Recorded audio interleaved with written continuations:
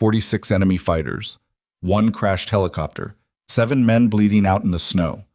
Captain Logan Carter had fought in 4 combat zones. He had survived ambushes that killed better soldiers than him. But standing in that frozen canyon with ammunition running out and no radio contact and no extraction route, he knew what was coming. They were going to die here. Every commander back at base would write a report. Every general would say the mission was compromised by bad intelligence. Nobody would mention the 7 names. Then a single rifle shot cracked through the mountain silence. 1 enemy soldier dropped. Then another. Then a voice came through the static. "Stay where you are. I'm getting you out." Nobody knew who she was. Nobody knew where she was firing from. But in the next 4 hours, she would do something the entire Special Operations Division had spent 7 years trying to prevent. She would come back. If this story already has you gripping your seat, follow my channel, hit like, and drop a comment telling me what city you're watching from. I want to see how far this story travels. The briefing had lasted 11 minutes. Logan remembered that detail clearly, the way soldiers always remember the small wrong things before a mission goes bad. 11 minutes for an operation in Ravenfall Valley. 11 minutes to explain terrain, enemy positions, hostage location, extraction window. The intelligence officer had clicked through his slides fast, almost impatient, like he had somewhere more important to be. 2 hostages, a communications technician and a contractor, held approximately 4 kilometers inside the valley at a confirmed structure. Enemy presence, estimated 12 to 15 fighters, light armament, no anti-air capability. Logan had looked at the satellite imagery. The valley was a narrow slash cut between 2 ridgelines, maybe 300 meters wide at its broadest point. The walls were near vertical granite faces, sheeted in ice at this altitude. The floor was a killing ground, no cover except snow and rock, 1 entry point from the north, 1 exit point from the south. He had asked 1 question. What's the confidence level on that enemy count? The intelligence officer had paused, just a half second. The kind of pause Logan had learned to notice over 12 years of special operations work. "High confidence," the man said. Logan had looked at his team. Sergeant First Class Decker, his senior NCO, had been watching the same slide. He caught Logan's eye and said nothing. That silence said everything. The helicopter lifted off from Forward Operating Base Kestrel at 02:15 hours, flying nap of the Earth through the mountain corridors to avoid radar coverage. 7 men, full combat load, night vision. Logan in the left seat of the troop cabin, Decker beside him, the other 5 arranged down the frame. Vasquez, Holloway, Park, Trent, and Mikhail, who everyone called Mick because his full name took too long to say under fire. The flight was 40 minutes of cold vibration and radio silence. Logan checked his watch at 02:54. They were 2 minutes from the insertion point. He could see the valley below through the chin bubble, a dark slash in the mountain terrain, no lights, no movement, just black rock and white snow. Then the missile hit. It came from the eastern ridgeline. Logan saw the launch signature for less than a second, a bright bloom of orange light against the dark rock. And then the impact tore through the rear rotor assembly, and the aircraft was no longer flying. It was falling. The helicopter rotated hard to the left, the frame shrieking, loose equipment flying through the cabin. Logan grabbed the frame rail with both hands and heard someone behind him shout something, and then the mountainside came up through the windscreen and the aircraft hit the slope at roughly 40 degrees of pitch, and the world became a series of violent shocks. Once, twice, 3 times, before they stopped moving. Silence. Then the sound of wind. Then groaning metal. Then Decker's voice. "Sound off!" 6 voices answered. 1 didn't. Mick was unconscious against the far bulkhead, a cut across his forehead bleeding heavily into his collar. Logan reached him in 2 steps, checked pulse, checked airway. Alive. His left arm sat at an angle it wasn't supposed to. "He's breathing," Logan said. "Broken arm, possible head injury. He doesn't move unless we move him." "Copy that." Decker was already at the door, scanning out with his rifle. "We got movement on the south ridge line. 2 contacts, maybe 3. They're not rushing us." "They don't have to. Park said. He was 26 years old and had a way of saying true things that nobody wanted to hear. They know where we are. Logan pulled himself to the door and looked out. The helicopter had come down on the valley floor, roughly 200 meters from the northern entrance. The rotors had sheared on impact. Fuel was leaking. He could smell it, that distinctive kerosene sweetness. But nothing had ignited. Small mercies. The crash site was exposed on 3 sides. The only available cover was a rock formation 30 meters to the west, a cluster of granite boulders that had calved off the ridgeline sometime in the last century. "We moved to those rocks," Logan said. "Decker, you and Vasquez cover. Everyone else gets Mick and the equipment. We go on my count." They moved. It was not elegant. Mick was 220 pounds of dead weight, and the snow was shin-deep, and at least one weapon system had been damaged in the crash and wouldn't cycle properly. They made the rocks in 40 seconds. Logan felt a round crack past his ear somewhere in the last 10 meters. Not aimed fire, just harassment, keeping them moving, keeping them scared. He got behind the granite and did a weapons and personnel check. 6 men operational. Mick semi-conscious, which was an upgrade from 30 seconds ago. 4 rifles fully functional. 1 rifle with a feed problem Holloway was already diagnosing. 1 radio that was producing nothing but static across all frequencies. "Jamming," Decker said. He held the handset like it had personally insulted him. "They're running a jammer somewhere on that ridgeline. We've got nothing." "Satellite uplink?" "Negative. Antennas on the aircraft." Logan looked at the burning wreckage of the helicopter. The satellite antenna had been mounted to the airframe. Whatever was left of it was currently on fire. "Okay."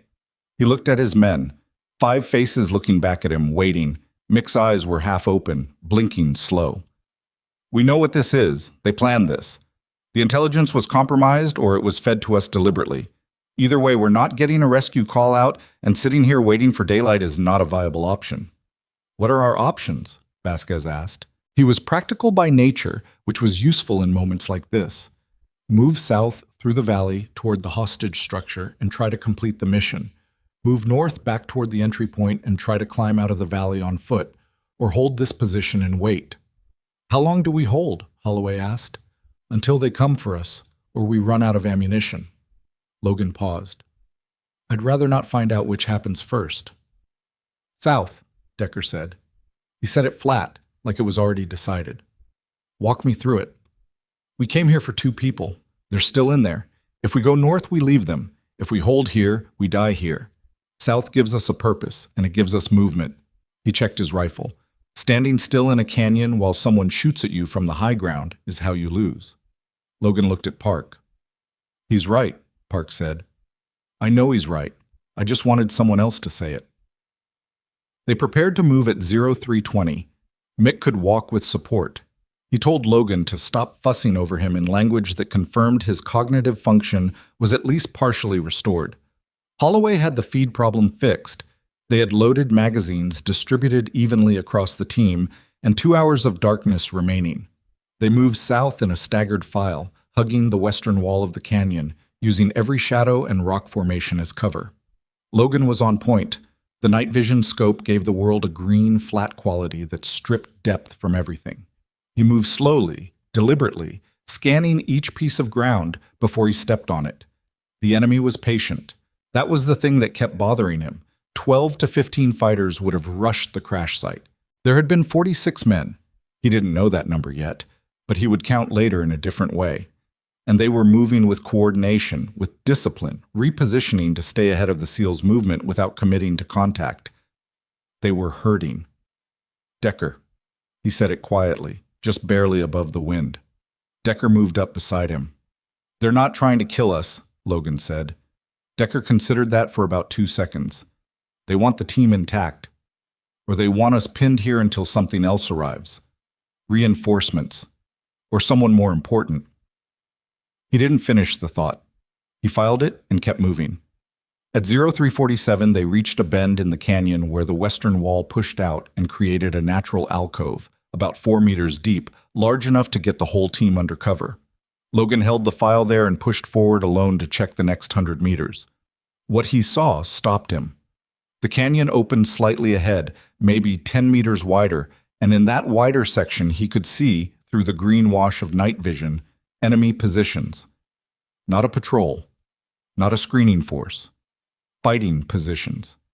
Hasty berms of snow and rock with men dug in behind them, arranged in a semicircle across the canyon floor.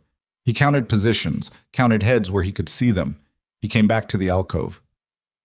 "There are at least 20 fighters dug in across the canyon ahead of us," he said. "Fighting positions. This isn't an ambush they set up after the crash." "Pre-planned," Decker said. "Pre-planned. They were waiting here before we left the FOB." Nobody said the obvious thing, which was that the mission had been compromised before it began. Nobody needed to say it. They were all thinking it. "Options just got thinner," Park said. "Options just got thinner," Logan agreed. He looked at his team. Mick was sitting against the rock wall, eyes clearer now, jaw set. He had his rifle in his good hand with his broken arm braced against his body. He met Logan's eyes and gave a small nod that said, "I'm still here. Don't count me out." Logan looked at the radio one more time. Static. He switched frequencies. Static.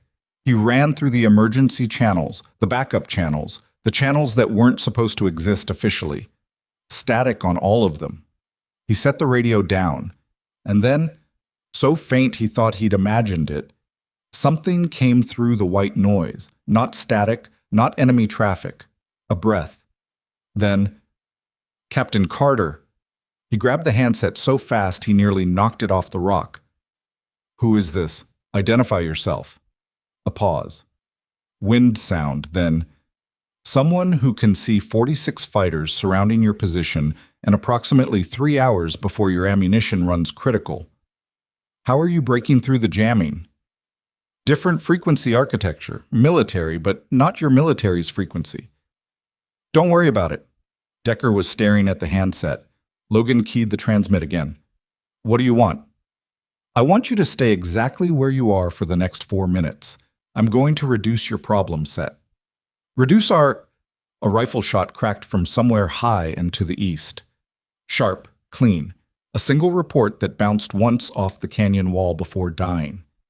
Through his night vision, Logan saw a figure in one of the forward enemy positions drop. Not stumble, not take cover.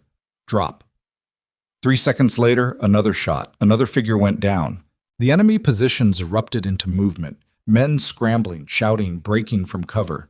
And in that scrambling, they became visible, and Logan counted them without meaning to.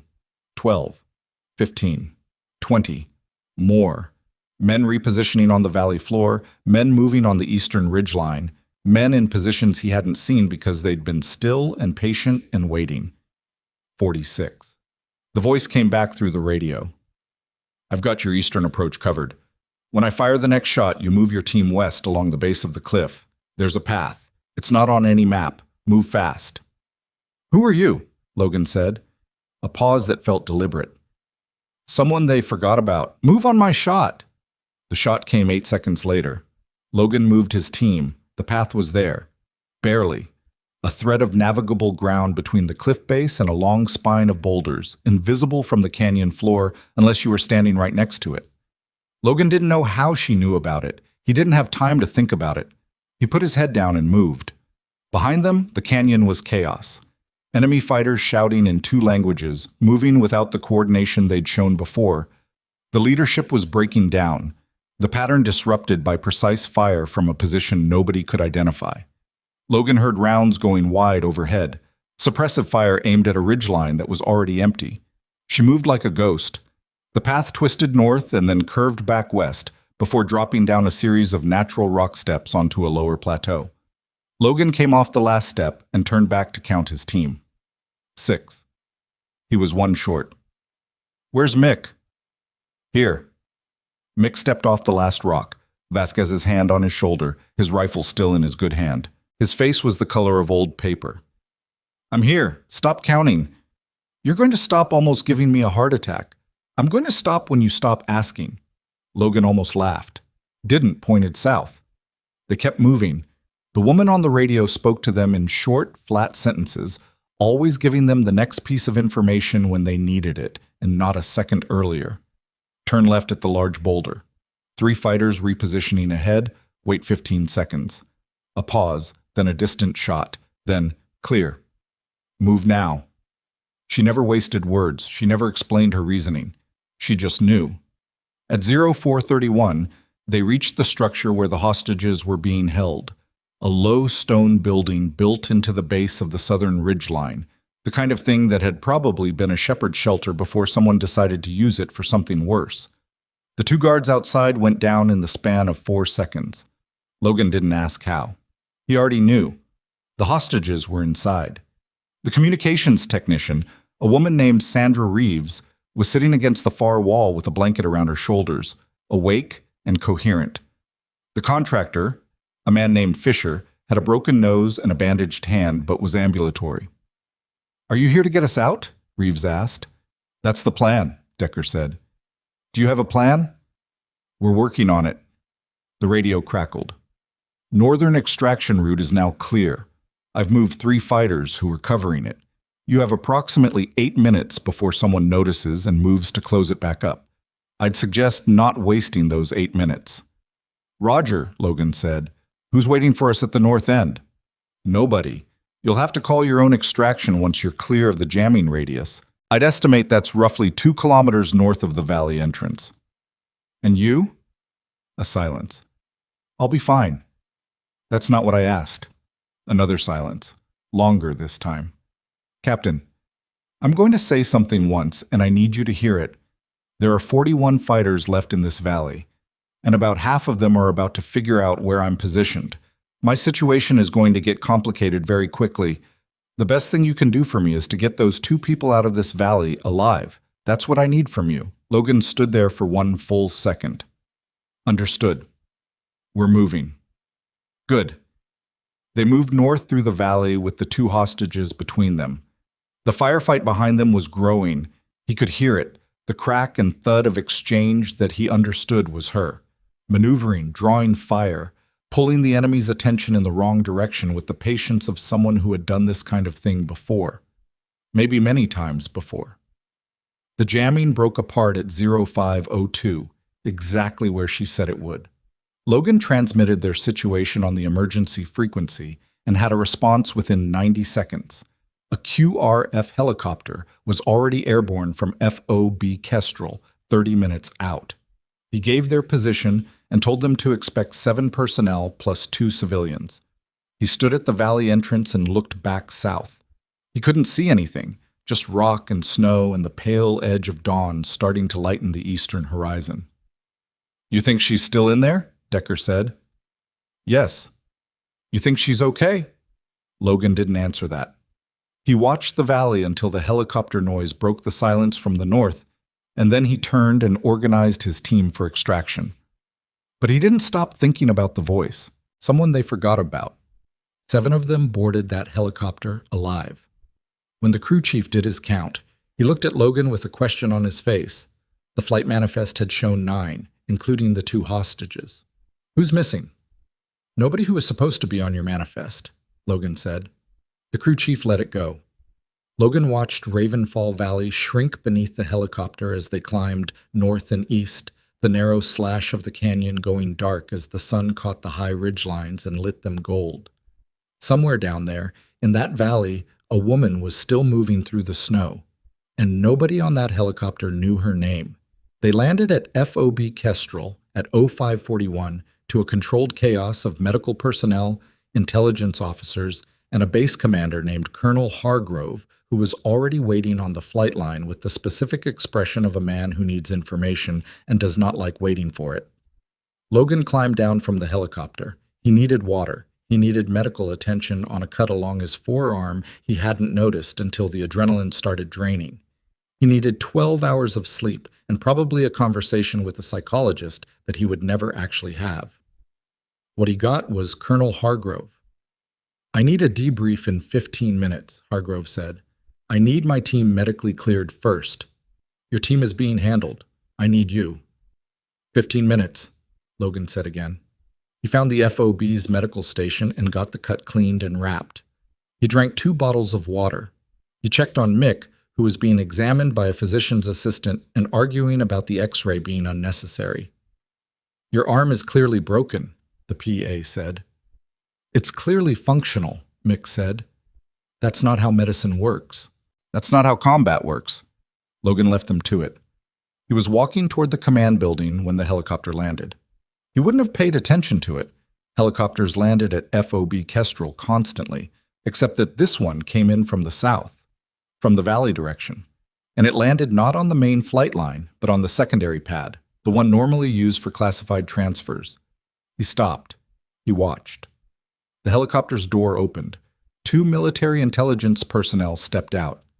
Behind them, he almost didn't recognize her, because he'd never seen her face. She was average height.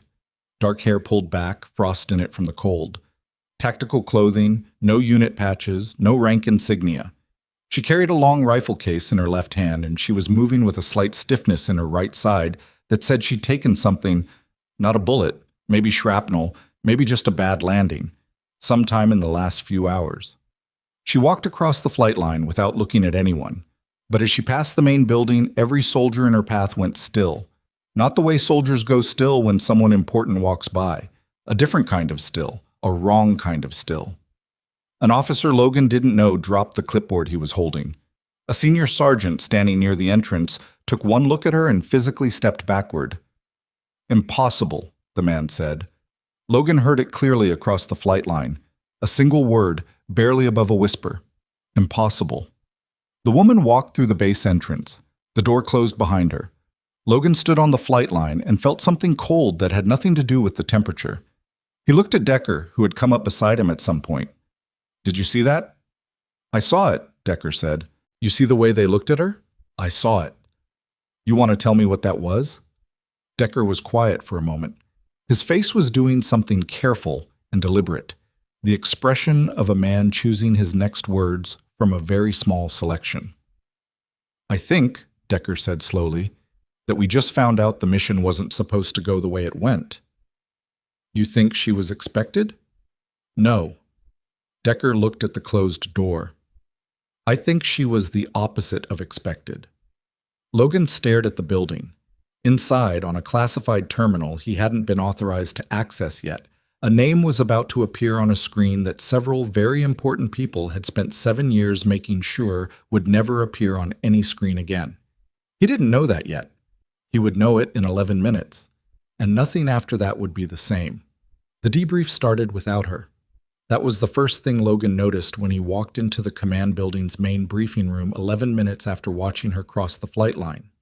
8 people in the room, Colonel Hargrove at the head of the table, 2 intelligence officers Logan didn't recognize, a JAG representative who had no obvious reason to be there, Decker, Vasquez, and 2 staff officers who were there to take notes and look serious. The woman with the rifle case was not among them. Logan sat down. "Before we begin," Hargrove said, "I want to establish some ground rules. What happened in Ravenfall Valley tonight is classified at the compartmented level. Nothing from this debrief leaves this room without my authorization. That includes verbal discussion, written notes, and any personal logs." He looked at Logan directly. "Understood?" "Understood," Logan said.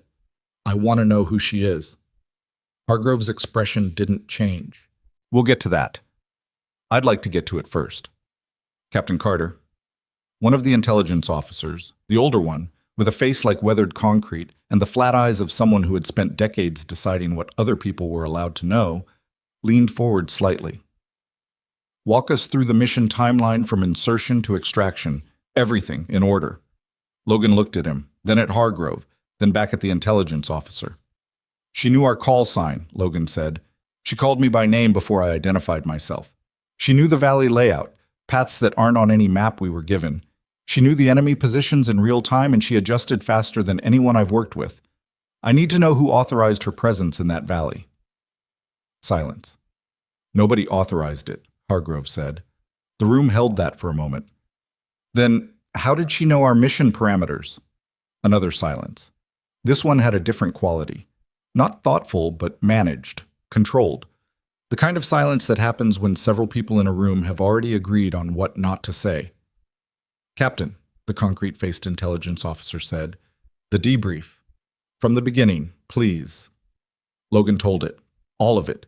In order. The way they'd trained him to report. He kept his voice flat and professional, and he watched their faces while he talked. The JAG representative wrote things down. The staff officers wrote things down. Hargrove listened with his hands folded on the table and his expression giving away nothing. When Logan finished, the concrete-faced officer looked at his counterpart. Younger, a woman with close-cropped hair and a pen she kept clicking, and something passed between them that wasn't a look so much as a confirmation of something already understood. Thank you, Hargrove said. We'll need formal written statements from your full team. Individual? Separate. Of course. Logan put both hands flat on the table.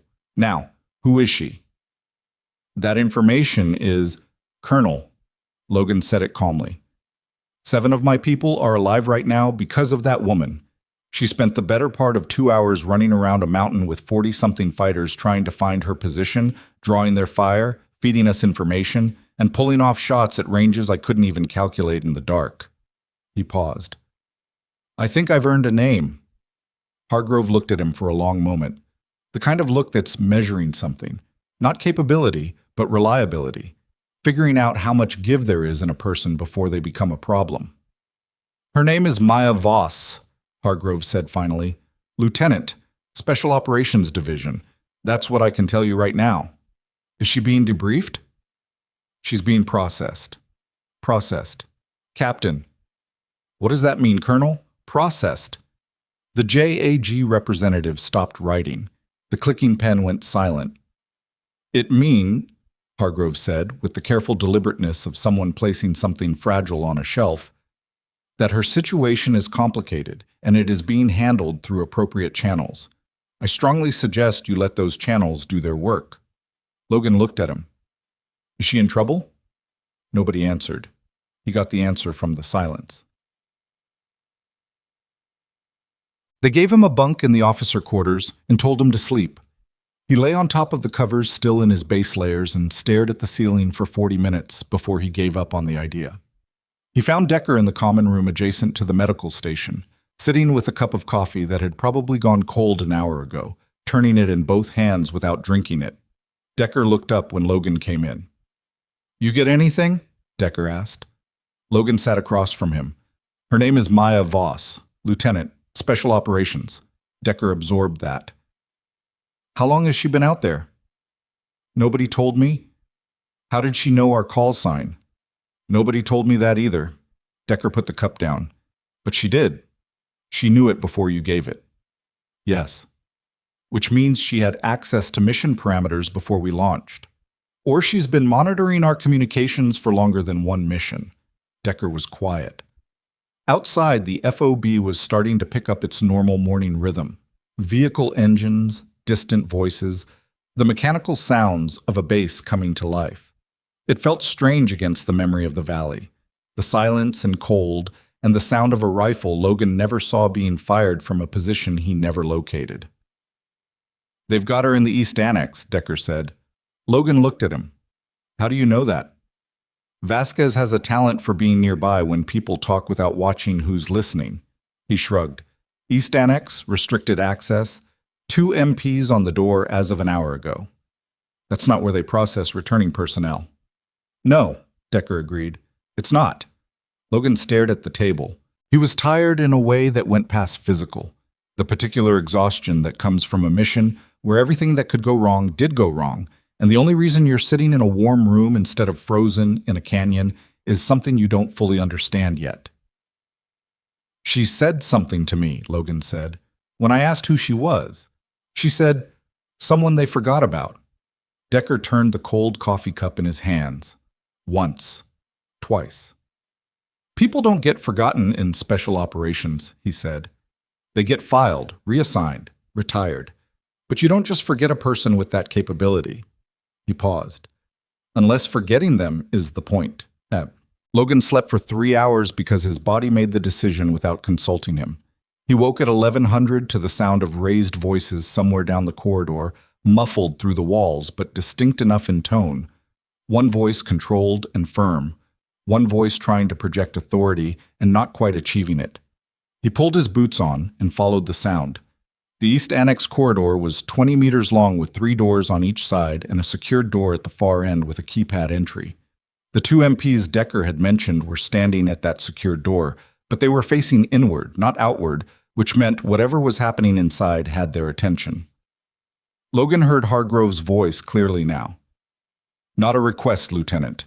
You will provide a full accounting of your activities, your communications equipment, your supply chain, and your operational history for the past." Then her voice. Quieter, but with a quality that cut through Hargrove's volume the way a narrow blade cuts through something thick. "I already told you. I was in the valley. I heard the helicopter go down. I intervened. That is not a complete answer. It's the accurate one. Lieutenant Voss, you can call me Maya. I don't think the rank is really operational at this point, is it?" A pause. "Your rank status is under review." "My rank status has been under review for 7 years. Her voice stayed level, but there was something underneath it. Not anger, exactly. Something older than anger. "That's a long review." Logan stood in the corridor and didn't move. "Where did you get the frequency architecture you used to break through the jamming?" Hargrove asked. "I built it." "From what materials?" "Available ones." "That's not—" "Colonel," a shift in her tone, still quiet, but the edge of it sharpened. "I'm going to save us both some time. You want to know 3 things. How did I know about the mission? How did I get into the valley without authorization? And what do I want in exchange for not making the circumstances of this conversation publicly inconvenient? Am I close?" A long pause. "Keep going," Hargrove said, and he sounded for the first time like a man who had lost control of the room and knew it. "I knew about the mission because I've been monitoring classified operational frequencies for approximately 4 years. Before you make the face you're making right now, the access point I used was a vulnerability in a communications relay that your technical division flagged in a maintenance report 18 months ago, and then apparently filed in a place where no one ever looked at it again. That's not my problem. I got into the valley because I've been in this mountain range for 6 weeks, which is also not a secret I'm particularly interested in protecting." A pause. "And I don't want anything. I came out of the valley because it made more sense than staying in it once the mission was resolved." "You came out because you had no choice." "Colonel." A beat. "I always have a choice." Logan stepped back from the door. His back found the corridor wall and he stayed there, not moving, processing what he'd just heard. 4 years of monitoring classified frequencies. 6 weeks in the mountain range. She hadn't stumbled onto their mission. She had been there, in the vicinity of Ravenfall Valley, and when the helicopter went down, she had made a decision. The question was why. Not tactically. He understood the tactical decision. 7 men with a crashed helicopter and 46 enemies and no radio contact. Intervening made sense from a certain perspective if you had the capability and you were already in the area. The question was the other why, the one underneath. "Because years ago, nobody came back for me." She hadn't said that yet. She would say it eventually, in a different room, under different circumstances. But standing in that corridor, Logan felt the shape of it without having the words. The specific gravity of a person who had spent a very long time alone in the mountains doing something nobody official would acknowledge, and who had looked down from a ridge at 7 men about to die and made a choice that required her to surface. He pushed off the wall and walked back toward the main building. He needed to see her file. Getting access to classified personnel files at a forward operating base without authorization was, technically, not something a captain in the Special Operations Division should be able to do. Practically speaking, it depended heavily on how well you knew the base's intelligence, NCO, and whether that NCO owed you anything. Sergeant Major Dillard was 52 years old, built like a water tower, and owed Logan a favor that went back 3 years to an incident in a different country that neither of them was allowed to discuss. When Logan found him in the intelligence section and explained what he needed, Dillard looked at him for a long time without speaking. "You understand what you're asking," Dillard said. It wasn't a question. "I understand what I'm asking." "You understand that if I pull that file and someone notices, I understand." Dillard looked at his terminal, then at Logan, then at his terminal again. "Voss," he said. V-O-S-S. Maya Voss, Lieutenant. Special Operations. That's all I have. Dillard typed. waited, typed again. Logan watched his face, which was the practiced blank of a man reading something carefully. Then something changed in it. Not dramatically, just a small shift around the eyes, a slight tightening of the jaw that on a different face might have gone unnoticed. On Dillard's face, which Logan had learned to read over 3 years, it was the equivalent of someone else sucking in a sharp breath. "What?" Logan said. Dillard turned the screen slightly so Logan could see it. The file was flagged. Not classified restricted, not the standard compartmented designation. Flagged with a code Logan had seen exactly once before, in a briefing about program closures and personnel reassignments that had left 3 senior officers without careers. Black Phantom. Below the flag, a photograph.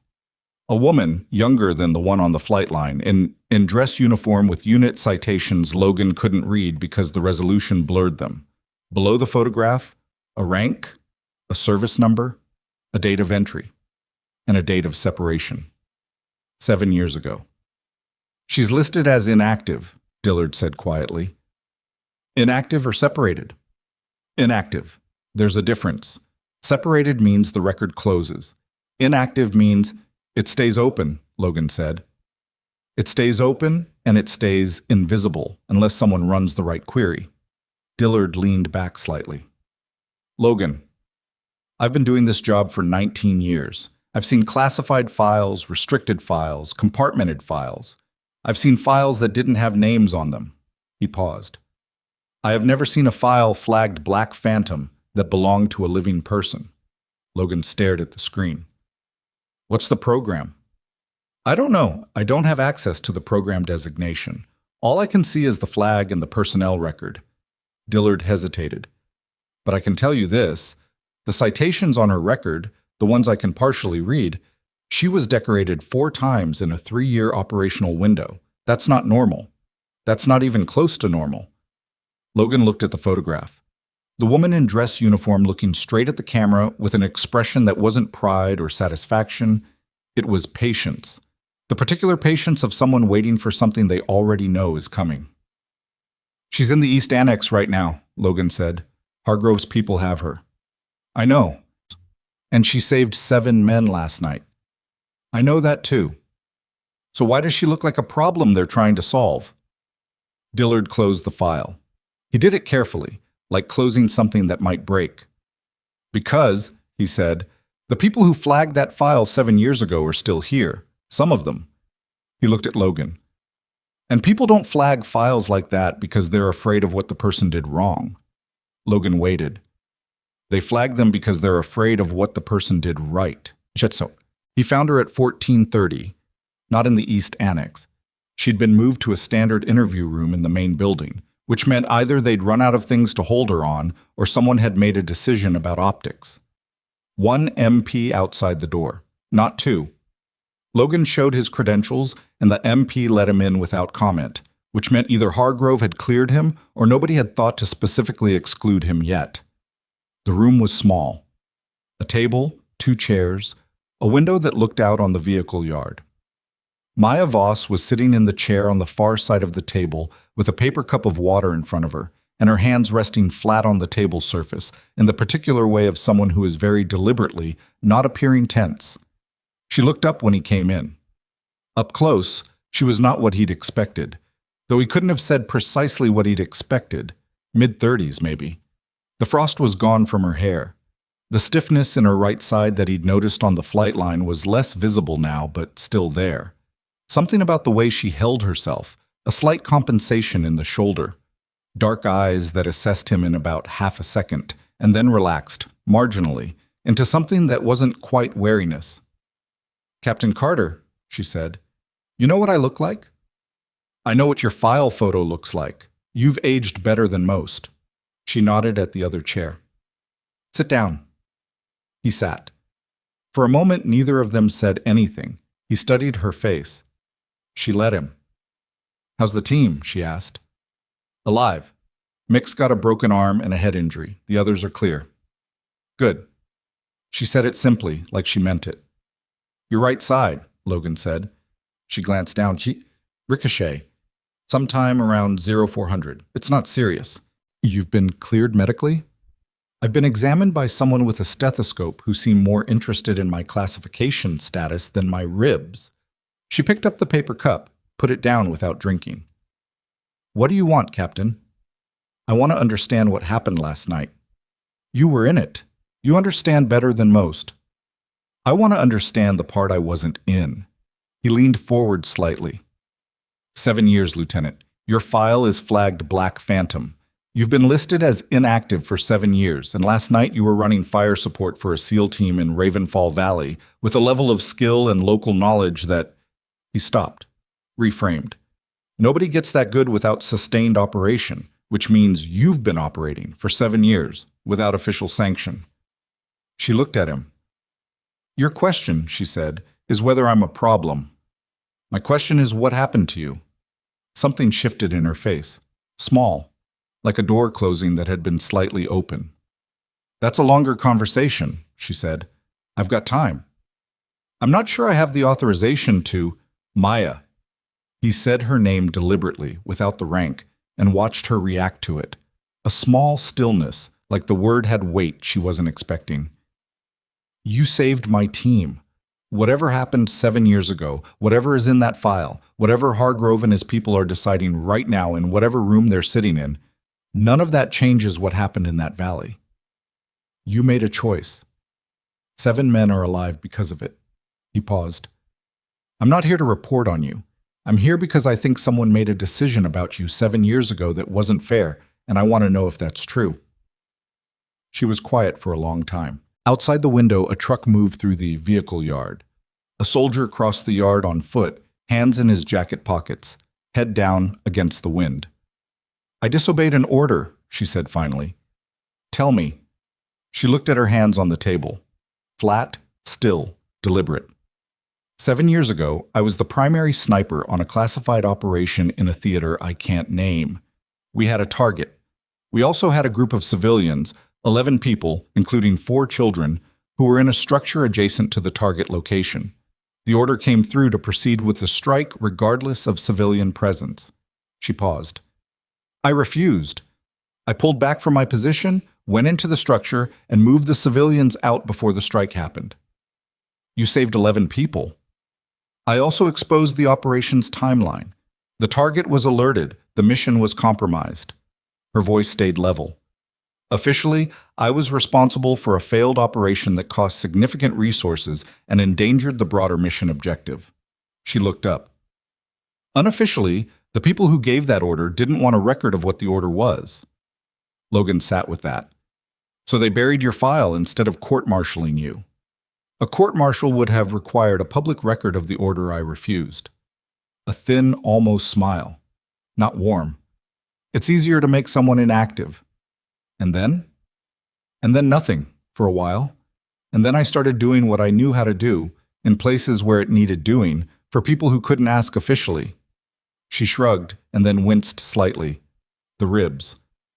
It turns out there's a lot of demand for that. Logan stared at the table. He was thinking about the citations Dillard had mentioned, the 4 decorations in 3 years, and he was thinking about a woman standing on a mountain ridge in the dark, picking off enemy positions with the calm of someone doing arithmetic. Who have you been working for? He asked. Myself, mostly. That's not an answer. It's the only one I've got that won't make this conversation significantly more complicated. He almost pushed it, decided against it, filed it. What happens now? He asked instead. She looked at the door, back at him. Hargrove's people have been very careful not to say anything specific, she said, which means they're deciding. They can charge me with unauthorized operation on classified military frequency, unauthorized presence in a restricted operational theater, failure to report. She listed them without emotion, like items on a grocery list. Or they can acknowledge that I saved 7 members of an active SEAL team during a mission that was compromised before it launched, which opens a different set of questions they might not want to answer. Like who fed the enemy our mission parameters. She looked at him directly. Exactly like that, she said. The door opened. Not the MP. A man Logan hadn't seen before. Civilian clothes, government ID on a lanyard, the the specific posture of someone whose authority comes from a building in a different city. He stood in the doorway and looked at Logan with an expression that was professionally neutral. "Captain Carter," he said, "I'm going to have to ask you to step out." Logan didn't move immediately. He looked at Maya. She had gone very still. Her hands were still flat on the table, but her eyes had changed. Not afraid exactly, but recalibrated, like she had just registered a variable she hadn't accounted for and was rapidly adjusting her model, because she recognized the man in the doorway. That was the thing that hit Logan as he stood up and moved toward the door. Not fear, not surprise. Recognition. The specific stillness of someone who has just seen a ghost they expected and hoped not to see. "Maya," Logan said quietly, near the door. She looked at him. "I'm not going to let this disappear," he said. She held his eyes for 1 second. 2. Then she looked down at the table. The man in civilian clothes stepped aside to let Logan out and closed the door behind him. In the corridor, Logan stood very still and listened to the sound of a lock engaging. Somewhere inside that room, a woman who had spent 7 years protecting people who weren't allowed to know she existed was about to have a conversation with someone who had just flown in from a city where decisions about people like her got made. And Logan Carter, standing in a corridor at FOB Kestrel with a bandaged forearm and 3 hours of bad sleep, understood clearly that what happened next was not going to be decided in that room. It was going to be decided by what he chose to do before the man in the civilian clothes finished whatever he'd come here to do. He pulled out his phone. He called Decker. "I need you to find out," Logan said when Decker picked up, "everything you can about a program designation called Black Phantom, and I need you to do it in the next hour." A pause. "That's going to get us both in trouble," Decker said. "Probably." Another pause, shorter. "Give me 45 minutes, Decker said. Decker called back in 38 minutes. Logan was sitting on a bench outside the main building in the cold because the cold kept him alert and because the main building had too many ears in it. He picked up before the second ring. "Talk to me," Logan said. Black Phantom wasn't a program. Decker's voice had the careful flatness of someone reading from notes while watching the door. It was a designation, a personnel category, created approximately 9 years ago by a joint authorization between Special Operations Command and a Defense Intelligence Subdirectorate that doesn't have a public-facing name. What was the category? Operators whose capabilities exceeded standard classification frameworks. A pause. That's the official language. What it actually means, as best I can piece together from 3 separate source documents that I should not have been able to access and definitely did not access. What it means is that these were people too good at their jobs to let go of and too dangerous to formally acknowledge. Logan stared at the vehicle yard. A forklift was moving a pallet of supplies near the eastern warehouse. Normal, mundane, everything looked exactly like it should. How many people were in the program? I found references to 6 designations, maybe more. The records are fragmented. Another pause. Logan, the program wasn't about hiding failures. You understand that, right? It wasn't people who screwed up. It was people who were specifically selected because of exceptional capability and then operated outside the formal chain of command in deniable contexts. Off-book operators. Assets, Decker said, and the word had a weight to it. Not soldiers, assets, no rank structure, no formal mission authorization, no legal protection if something went wrong. And when the program was shut down? The designation stayed on the files. The people, whatever happened to the people, their records just sat there, flagged, not closed. He hesitated. If Maya Voss has been operating in this mountain range for 6 weeks without anyone noticing, and monitoring classified frequencies for 4 years without triggering a security alert, that's not luck. No, Logan said. That's training. Sustained, specific, high-level training that somebody gave her. And then tried to pretend they never gave her. The line was quiet for a moment. The man who came into that room, Decker said. The civilian. What about him? Vasquez ran his ID lanyard through a contact in base security. Name is Aldrich. He's attached to the same Defense Intelligence Subdirectorate I mentioned, the one without a public name. Logan closed his eyes for 3 seconds. Opened them. He's not here to debrief her, Logan said. No. He's here to close her file. That's my read. Decker paused. What do you want to do? Logan stood up from the bench. The cold hit him fully. He'd left his jacket inside, hadn't noticed until now. I want to know where Hargrove stands, he said. Whether he's running this or just tolerating it. That's a hard thing to find out without asking him directly. I know. He started walking toward the building entrance. Get the team together, quietly. Tell them what you've told me. They're going to want to do something about it. Good, Logan said. So do I. He found Hargrove in the operations center, standing over a tactical display with 2 staff officers and the kind of posture that said he was not actually thinking about whatever was on the screen. Logan came in without knocking, which he was allowed to do as a matter of rank and chose to do as a matter of message. Hargrove looked up. The staff officers read the room and found reasons to be elsewhere. Captain Carter, Hargrove said. Who is Aldrich? Logan said. A muscle in Hargrove's jaw moved. Once. Where did you hear that name? Base security runs ID checks on everyone who comes through the main gate. That's not classified. Logan stopped on the other side of the display table. Who is he and why is he in a room with Maya Voss? That's above your clearance level. She saved my team, Colonel. You want to keep telling me things are above my clearance level, I'm going to start having opinions about what that means. Hargrove straightened. He was a tall man, and he used it. The slight adjustment of posture that officers sometimes use to remind people of the geometry of rank. Lieutenant Voss's situation is complex, he said. There are interests involved that predate this base, this operation, and your involvement. I strongly advise you to let the process work. What process? A man from a subdirectorate with no public name flew up here within 6 hours of her walking off that flight line. That's not a process, that's a response.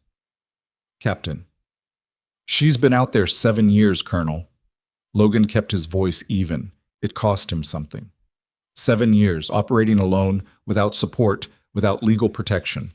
And last night she chose to surface because 7 men were going to die. And now the first thing that happens is someone flies in to manage her back into a box. Hargrove looked at him. You don't know what you're involved in, he said. And the way he said it, not dismissive, not threatening, but almost careful, made Logan go very still. Then tell me. I can't. A pause. Logan? The use of his first name was deliberate, a shift in register. I am not your enemy in this room, but there are things moving around this situation that I do not have full visibility on, and my honest advice to you, not as your commanding officer, as someone who has been doing this longer than you, is to be very careful about how far you push this. Is she in danger? Hargrove looked at the tactical display, at his hands on the edge of the table, at somewhere in the middle distance that wasn't the room. I don't know, he said finally. It was the most honest thing he'd said since the debrief. Logan left the operations center. The next 4 hours were procedural. The formal written statements, individual interviews with the intelligence officers, medical sign-off on his arm, and a pharmacist who wanted him to take something for the pain that he didn't take. He moved through all of it with the surface compliance of a man doing what's required while thinking about something else entirely. At 1800, the base went into a security lockdown. Not a full lockdown. Not the kind that meant an active threat. The kind that meant restricted movement between buildings and a requirement to log all internal communications. Logan was in the officer's mess when it happened. He watched 2 staff sergeants move through the room with the announcement and felt the quality of the thing. He went to find Decker. Decker found him first in the corridor outside the mess. They moved her, Decker said, low and direct. About an hour ago. East annex to the secondary building, the one adjacent to the vehicle yard. Why the secondary building? That building has its own power circuit and its own communications line, independent of the base network. Logan looked at him. They're going to move her off the base, Logan said. Tonight, I think. The security lockdown limits who can ask questions about vehicle movements. Where would they take her? I don't know, somewhere with less operational visibility. Decker's expression was doing something controlled and difficult. Logan, if she goes off this base tonight under Aldrich's authority, she's going to disappear. Not the way she disappeared 7 years ago. That was paperwork. This would be, I know what it would be. They stood in the corridor. Through the wall, muffled, someone in the mess was laughing at something. Ordinary sounds in an ordinary building, while something extraordinary and wrong was being arranged in a secondary building adjacent to the vehicle yard. The team is together, Decker said. Mick included, arm and all. He made a specific point about not being excluded. He's in no condition. He's also not going to let you tell him that. Logan put both hands against the wall and looked at the floor for a moment. He was thinking about Hargrove's face when he said, I don't know.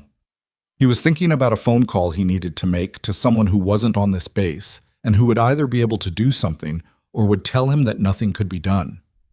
He was also thinking about a woman sitting in a secondary building right now, probably with the same flat hands on the same table, running through calculations that Logan could only partly imagine.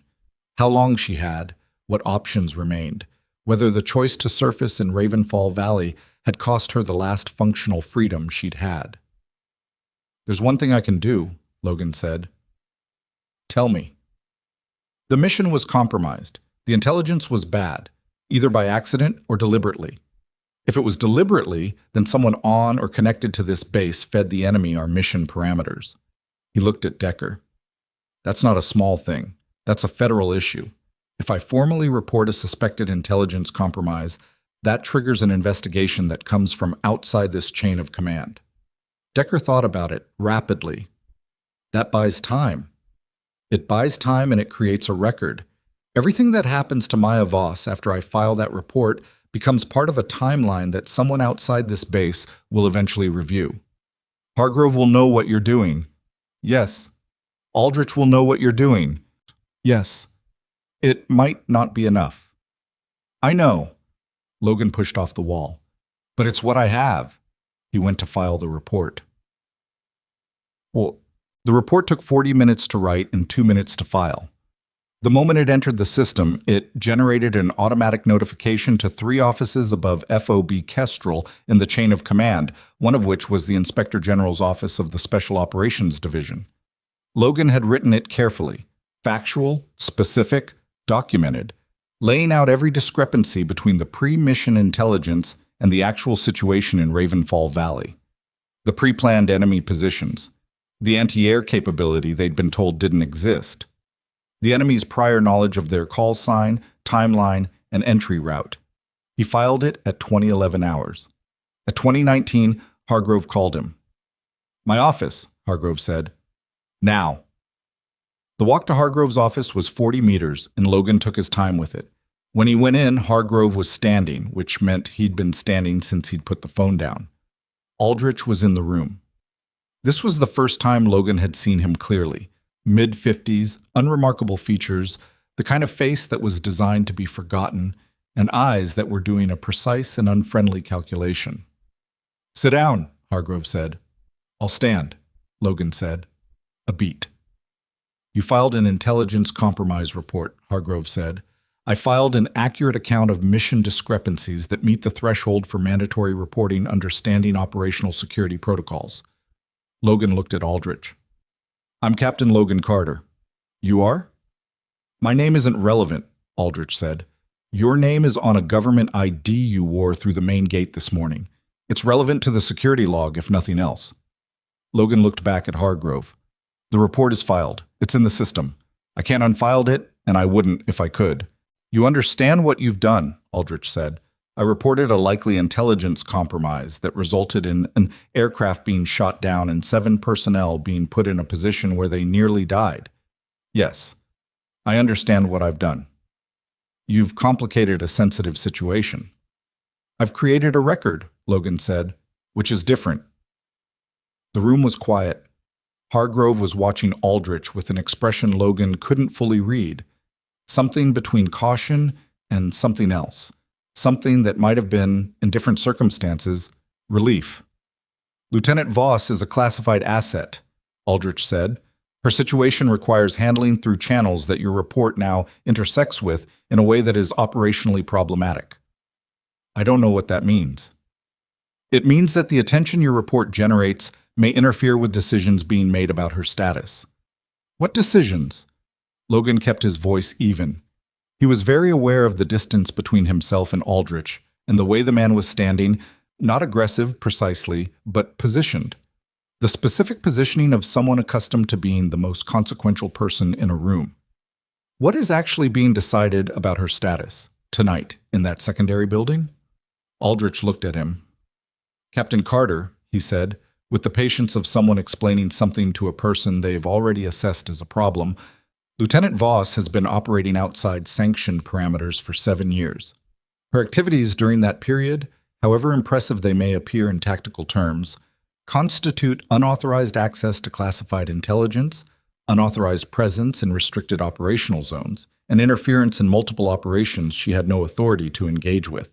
The question of how to resolve that is not a simple one. She saved 7 American soldiers last night, which is the only reason this conversation is happening instead of a different one. Logan stared at him.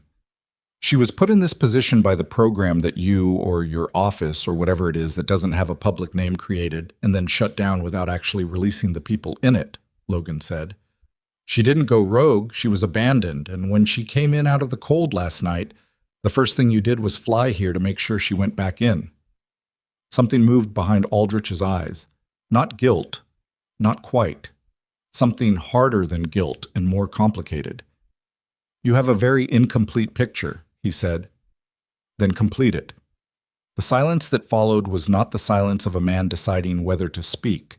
It was the silence of a man deciding how much damage was already done and whether adding to it changed anything.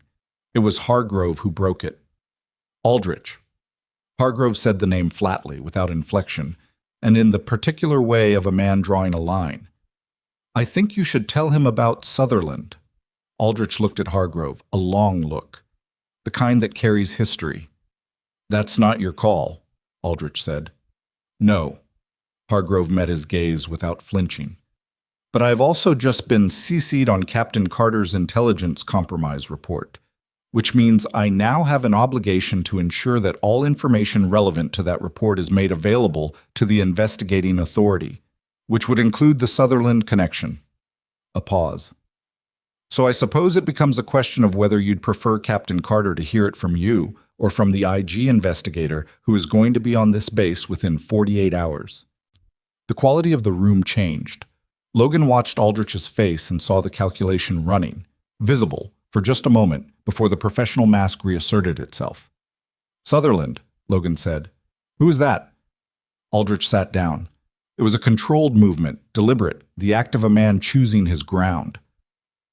Brigadier General Warren Sutherland, he said. Retired. Former Director of Special Operations Intelligence, Eastern Theater. He folded his hands on the table. He is also the officer who, 7 years ago, authorized the strike that Lieutenant Voss refused to execute. Logan waited. He is also, Aldrich continued, currently a senior consultant to 3 defense contractors who hold active contracts with this command. And he is also the individual who, approximately 8 weeks ago, provided updated mission intelligence for the Ravenfall Valley operation to the operations planning cell at this base. The room went completely still. Logan heard his own heartbeat in his ears, which was something that usually only happened under fire. He fed us the mission, Logan said. He provided intelligence that was incorporated into mission planning, Aldrich said. Whether that intelligence was deliberately compromised is what was being investigated before your team's operation and before Lieutenant Voss's reappearance complicated the picture considerably. You knew the intelligence was potentially compromised before we launched. We had indicators, not confirmation. You sent my team into that valley on intelligence you had indicators was compromised. The decision to proceed was made at a command level above my authority. Aldrich's voice stayed level, but something in it was thin, like ice with not quite enough depth beneath it. I want to be clear about that. I don't care who made it, Logan said. I care that it was made. Logan, Hargrove's voice. And I care that Maya Voss spent 7 years being punished for refusing to kill civilians on an order from the same man who just tried to get my team killed. Logan's voice was still even. It took conscious effort. And now someone from your office, which has been involved in this since the beginning, shows up within 6 hours to put her back in a box before she can talk to anyone who might actually act on what she knows. Aldrich looked at him without expression. What does she know? Logan said. More than is comfortable, Aldrich said. About Sutherland. About several things. He paused. Lieutenant Voss has been monitoring operational communications for 4 years.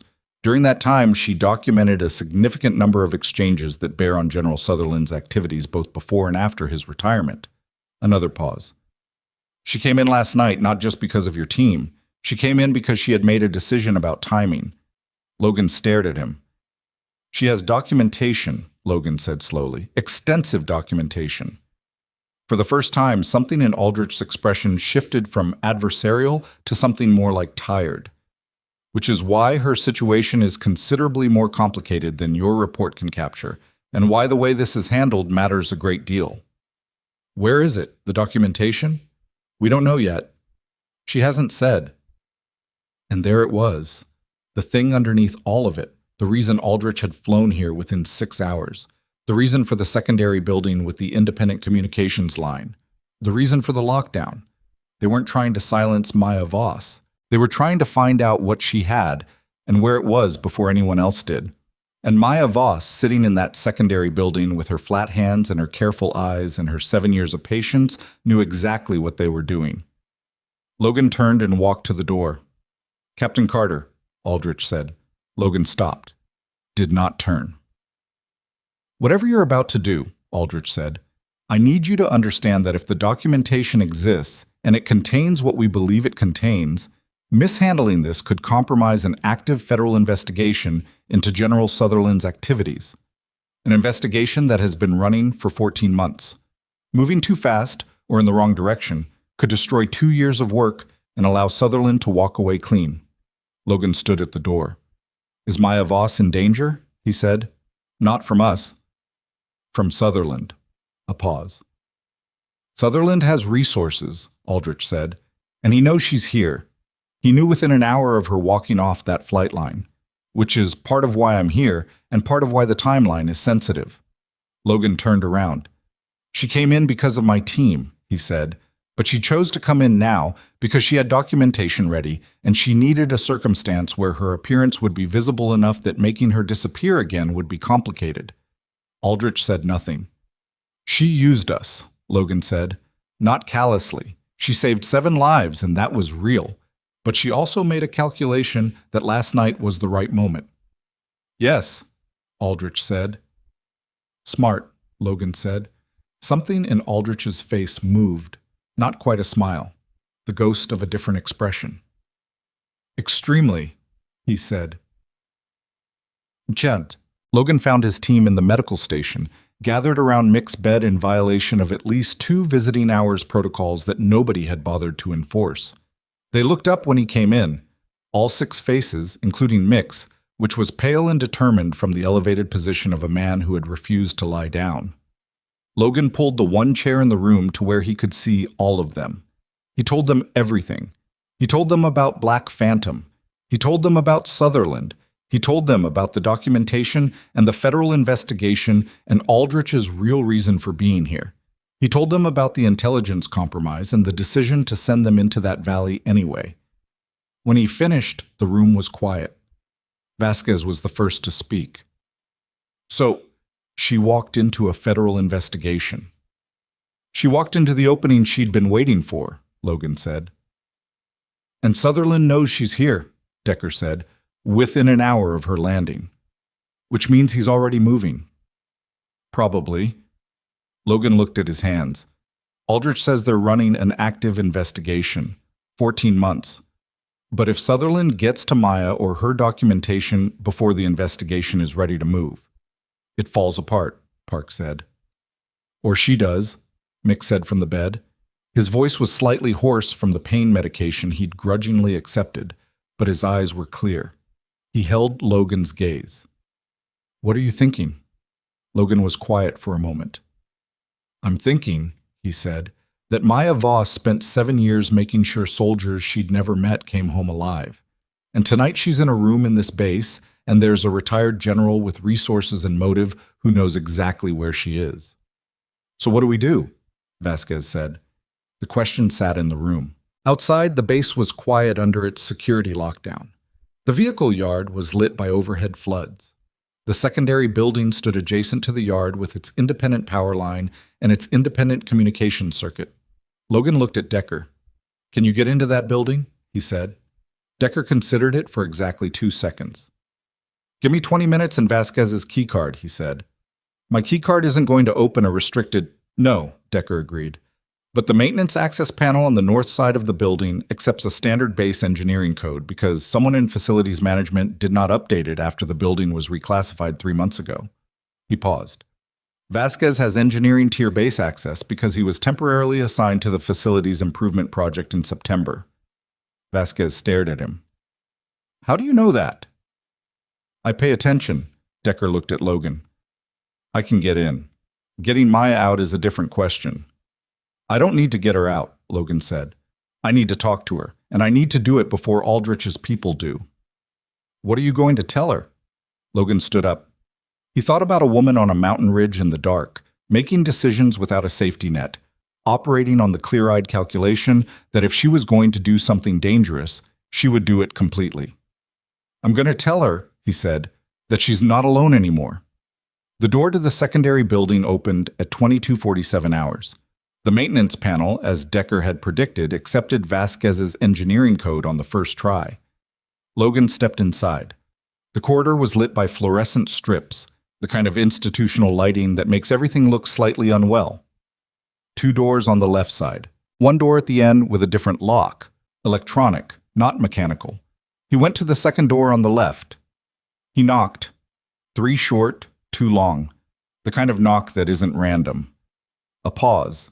Then from inside, "Who taught you that pattern?" "Your file mentioned a signals course at Reyes Point. It's the standard course knock." Another pause. Longer. The lock disengaged from the inside. The door opened. Maya Voss stood in the doorway in the same clothes she'd been wearing since she walked off the flight line. The stiffness in her right side was more pronounced now. She'd been sitting for hours and everything had tightened. Her eyes went from Logan to the corridor behind him and back to Logan. "You have about 8 minutes before the next security rotation comes through this corridor," she said. "Then I'll be quick." He stepped inside. She stepped back. He closed the door behind him. "Sutherland knows you're here." Her expression didn't change, but something in her eyes did. "I know," she said. "Aldrich told me about the documentation and the investigation." "How much did he tell you?" "Enough." He looked at her directly. "Where is it?" She studied him. The calculating look she'd given him in the interview room took same look, different weight behind it. "Encrypted storage," she said. "Off this base. Physical media, not networked. Aldrich's people haven't found it. They won't, unless I tell them where it is. And Sutherland. Sutherland has been trying to find it for 3 years. Something moved in her face. Not satisfaction, but close to it. He has not found it. He's going to move tonight, Logan said. Maybe through official channels. Maybe not. You're a loose thread he has spent 7 years managing. You walking off that helicopter this morning is the worst thing that has happened to him since you refused his order." She was quiet. "I need to know," Logan said, "what you need from me." She looked at him for a long time. The fluorescent light was unforgiving, and she looked tired in it. Genuinely tired. The kind of tired that comes from years of sustained alertness with no one to share the weight. "I need the investigation to have the documentation before Sutherland's people find where it's stored," she said. "I need it in federal hands. IG or higher, not Aldrich's subdirectorate, federal.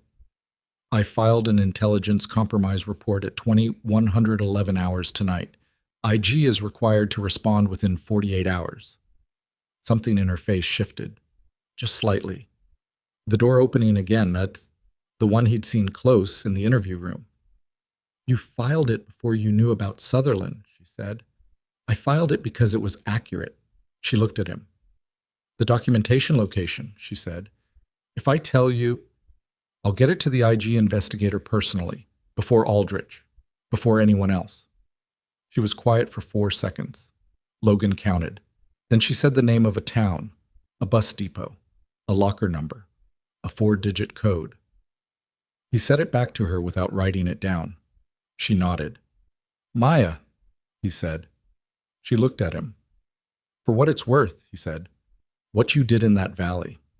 I know it wasn't just tactical. I know you could have stayed hidden. You had reasons beyond my team. I did, she said, but you still made the choice. She held his eyes. People were going to die, she said, simply, like it was the only explanation required and also the complete one. He put his hand briefly on the door handle, then stopped. There's one more thing, he said. Aldrich told me Sutherland knew you were here within an hour of you landing. That means someone on this base told him. She said it without inflection. Yes. Do you know who? Her eyes went to something just past his shoulder, then back to him. The movement of someone deciding how much of a map to give. Check the communications log, she said, for outgoing encrypted traffic between 600 and 700 this morning. One of the 3 terminals in the operations center. You'll find it. He filed that without reacting. 8 minutes is up, she said. He opened the door, checked the corridor, empty. He looked back at her once. She was standing in the middle of the small room, still, in the fluorescent light, with the rifle case leaning against the wall behind her and 7 years of alone in her eyes, and something else in her face that hadn't been there in the interview room, something that might, in different light, have looked like the very first edge of relief. He closed the door behind him and moved through the corridor in the dark, carrying a bus depot, a locker number, and a 4-digit code in his head, and the specific knowledge that the next 48 hours would either pull Warren Sutherland into the light or bury Maya Voss for good. And he had chosen, clearly and without much internal debate, which of those outcomes he was going to work toward. He moved through the corridor fast and came out through the maintenance panel at 2251 into the cold of the vehicle yard, where the overhead floods made everything bright and shadowless and exposed. He walked at a normal pace because running attracted attention, and he had 4 pieces of information in his head that he could not afford to lose to a security stop and a round of questions. Town bus depot. Locker number. 4-digit code. He said them to himself twice, silently, the way he'd memorized grid coordinates under fire. Not as words, but as shapes, spatial, locked into a specific order that his brain would hold under pressure. Decker was waiting at the corner of the main building, hands in his jacket, watching the vehicle yard with the casual alertness of someone who was not watching anything in particular. Clean? Decker said. Clean. I need a vehicle and I need it logged as a routine supply run to the transit depot in Carver Falls. Decker looked at him. Carver Falls is 90 minutes. I know. The lockdown restricts off-base vehicle movement to essential. Supply runs are essential. Talk to the motor pool sergeant. His name is Briggs, and he processed 3 unauthorized extended loans for the intel section last month that he would prefer not to appear in a formal review. Logan looked at Decker steadily. I'm not asking him to do anything illegal. I'm asking him to log a supply run. What are you picking up? Something that needs to be in IG hands before morning. He paused. Don't tell anyone where I'm going, not even the team. Decker held his gaze. If something goes wrong, give me 4 hours. If I'm not back in 4 hours, then you tell everyone everything. A beat. 20 minutes, Decker said. I'll have a vehicle at the east gate. The road to Carver Falls descended through 3,000 feet of switchbacks before it hit the valley floor and straightened out into a 2-lane highway that cut through pine forest and frozen farmland. Logan drove without the radio, in the specific silence of a person moving toward something that can't be undone. He thought about Maya's face when he'd given her back the locker code correctly, the fractional shift in it. 7 years of operating alone meant 7 years of trusting no one with anything critical, and she had just handed him the location of documentation that was, by Aldrich's account, enough to take down a retired general with connections to 3 active defense contracts and whatever else was woven into that thread. She had made a calculation about him. He hoped he was worth it. The bus depot in Carver Falls was a low concrete building on the edge of town with a 24-hour waiting room and a wall of rental lockers that smelled like old coffee and floor cleaner. 3 people in the waiting room at 0047. An elderly man asleep under a jacket, a young woman staring at her phone, a driver in uniform reading a folded newspaper. None of them looked up when Logan came in. Locker 47, second row from the bottom. He entered the 4-digit code. Inside, a waterproof case, matte gray, roughly the size of a hardback book, locked with a secondary combination he didn't have. He stood there for 2 seconds, then looked at the underside of the locker shelf. A strip of tape. Under it, 6 digits written in fine marker. She had known someone would need to open it without her. She had planned for this. He took the case and drove back through the dark. He was at the east gate of FOB Kestrel at 0224. The gate guard logged his return. In the vehicle, the waterproof case sat on the passenger seat, and he had not opened it, and he would not open it, because whatever was in it was not his to read. It was leverage, and it needed to go to the right place. He went to find Hargrove. At this hour, the command building was skeleton-staffed. 2 duty officers, a communications watch, the night sergeant moving through his rounds. Hargrove's light was on. Logan knocked and opened without waiting. Hargrove was at his desk, jacket off, reading something on a tablet that he set face down when Logan came in. He looked at Logan, at the case in Logan's hand, back at Logan. "Sit down," Hargrove said. "Where's Aldrich?" "His quarters. It's 224. I need a secure line to the IG duty officer. Tonight. Now." Hargrove looked at the case. "Is that what I think it is?" "I don't know what you think it is," Logan said, "but I need the secure line." Hargrove was quiet for a moment. He turned the tablet face up, read something, turned it face down again. Then he stood, moved to the communications console on the side wall, and began entering an access code. "I'm going to ask you one question," Hargrove said, his back to Logan, hands on the console. "Did she give that to you willingly?" "Yes." "Did you coerce her in any way?" "No." Hargrove finished entering the code. The console's secure line indicator lit green. "Then make your call," he said. He picked up his jacket and walked to the door. "I'll be in the corridor. Take as long as you need." He went out. Logan looked at the closed door for 1 second. Then he picked up the handset. The IG duty officer was a major named Swinson who sounded like a person dragged out of sleep, but was professional about it. Logan identified himself, gave his rank and unit, cited the intelligence compromise report he had filed at 2011 hours the previous evening, and told Swinson he was in possession of material evidence relevant to that report and potentially to a broader investigation into General Warren Sutherland. There was a pause on the line. "Say that name again," Swinson said. He no longer sounded like someone who had been asleep. Logan said it again. Another pause. Logan heard keyboard sounds, a door opening and closing on Swinson's end. "Captain Carter, I need you to secure that material and do not allow it out of your personal possession until an IG representative arrives at your location. We will have someone there by 0900. Can you do that?" "Yes." "Do not open the case. Do not allow anyone else to handle it. Document the chain of custody from the moment you acquired it. Do you have a witness to your possession of this material?" "I can get one." "Get one. This call is being logged and recorded as of..." A brief pause. 0231 hours. You will receive a confirmation number via secure message within 10 minutes. Keep that number. Another pause, this one with a different quality. "Captain, is the individual who provided this material secure?" Logan thought about the secondary building with its independent power line and the fluorescent light and Maya Voss standing in the middle of a small room with 7 years of alone in her face. "For now," he said. "We're going to need a full statement from her as well." "I understand she'll cooperate." He paused. "She came in specifically to cooperate. Make sure your people understand that." "Copy that. 0900 FOB Kestrel. Don't let that case out of your hands." The line closed. Logan set the handset down. He sat in Hargrove's chair in the quiet of the command building at 0233 and felt, for the first time since the helicopter had gone down, that the situation had edges he could work with. Not resolved, not safe, but shaped, contained, moving in a direction instead of just falling. He opened the door and looked at Hargrove. IG arrives at 0900, Logan said. Hargrove nodded once. I'll make sure they have base access. I need Aldrich to not have access to Maya Voss before then.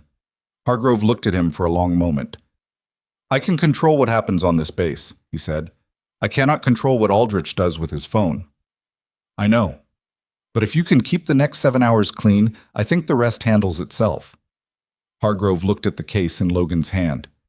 Is it enough? He said. She spent 4 years building it, Logan said. I think it's enough. He found Decker outside and had him witness the case and its chain of custody in a written log that Logan kept in his inside jacket pocket. He did not sleep. He sat in the officer's common room with the case on the table in front of him and a cup of coffee that he did not drink, and the slow night sounds of a military base at 0300 passing around him. At 0418, Aldrich appeared in the doorway. He was dressed, which meant he hadn't been asleep either. He looked at Logan, at the case. He came in and sat across the table. For a moment, neither of them said anything. I made a call tonight, Aldrich said finally. So did I, Logan said. I know. Swinson contacted the Oversight Directorate at 0235. There's a team moving. He looked at the case. I want you to know that what you think about my presence here and my intentions regarding Lieutenant Voss is not entirely accurate. Tell me what's accurate. Aldrich folded his hands on the table. He looked like a man who had been having a version of this conversation in his own head for longer than one night. I spent 14 months building a case against Warren Sutherland, he said. 14 months of very careful, very controlled evidence gathering that required nobody to move early and nobody to tip him that the investigation was active. When Maya Voss walked off that helicopter yesterday morning, I had approximately 12 hours before Sutherland's network confirmed she was here and began moving assets. He paused. I came here because if she had documentation and she handed it to the wrong people before I could establish a secure chain, Sutherland's attorneys would have it inadmissible before the week was out. Logan looked at him. You weren't trying to suppress her. Well, I was trying to control the evidentiary process. A pause.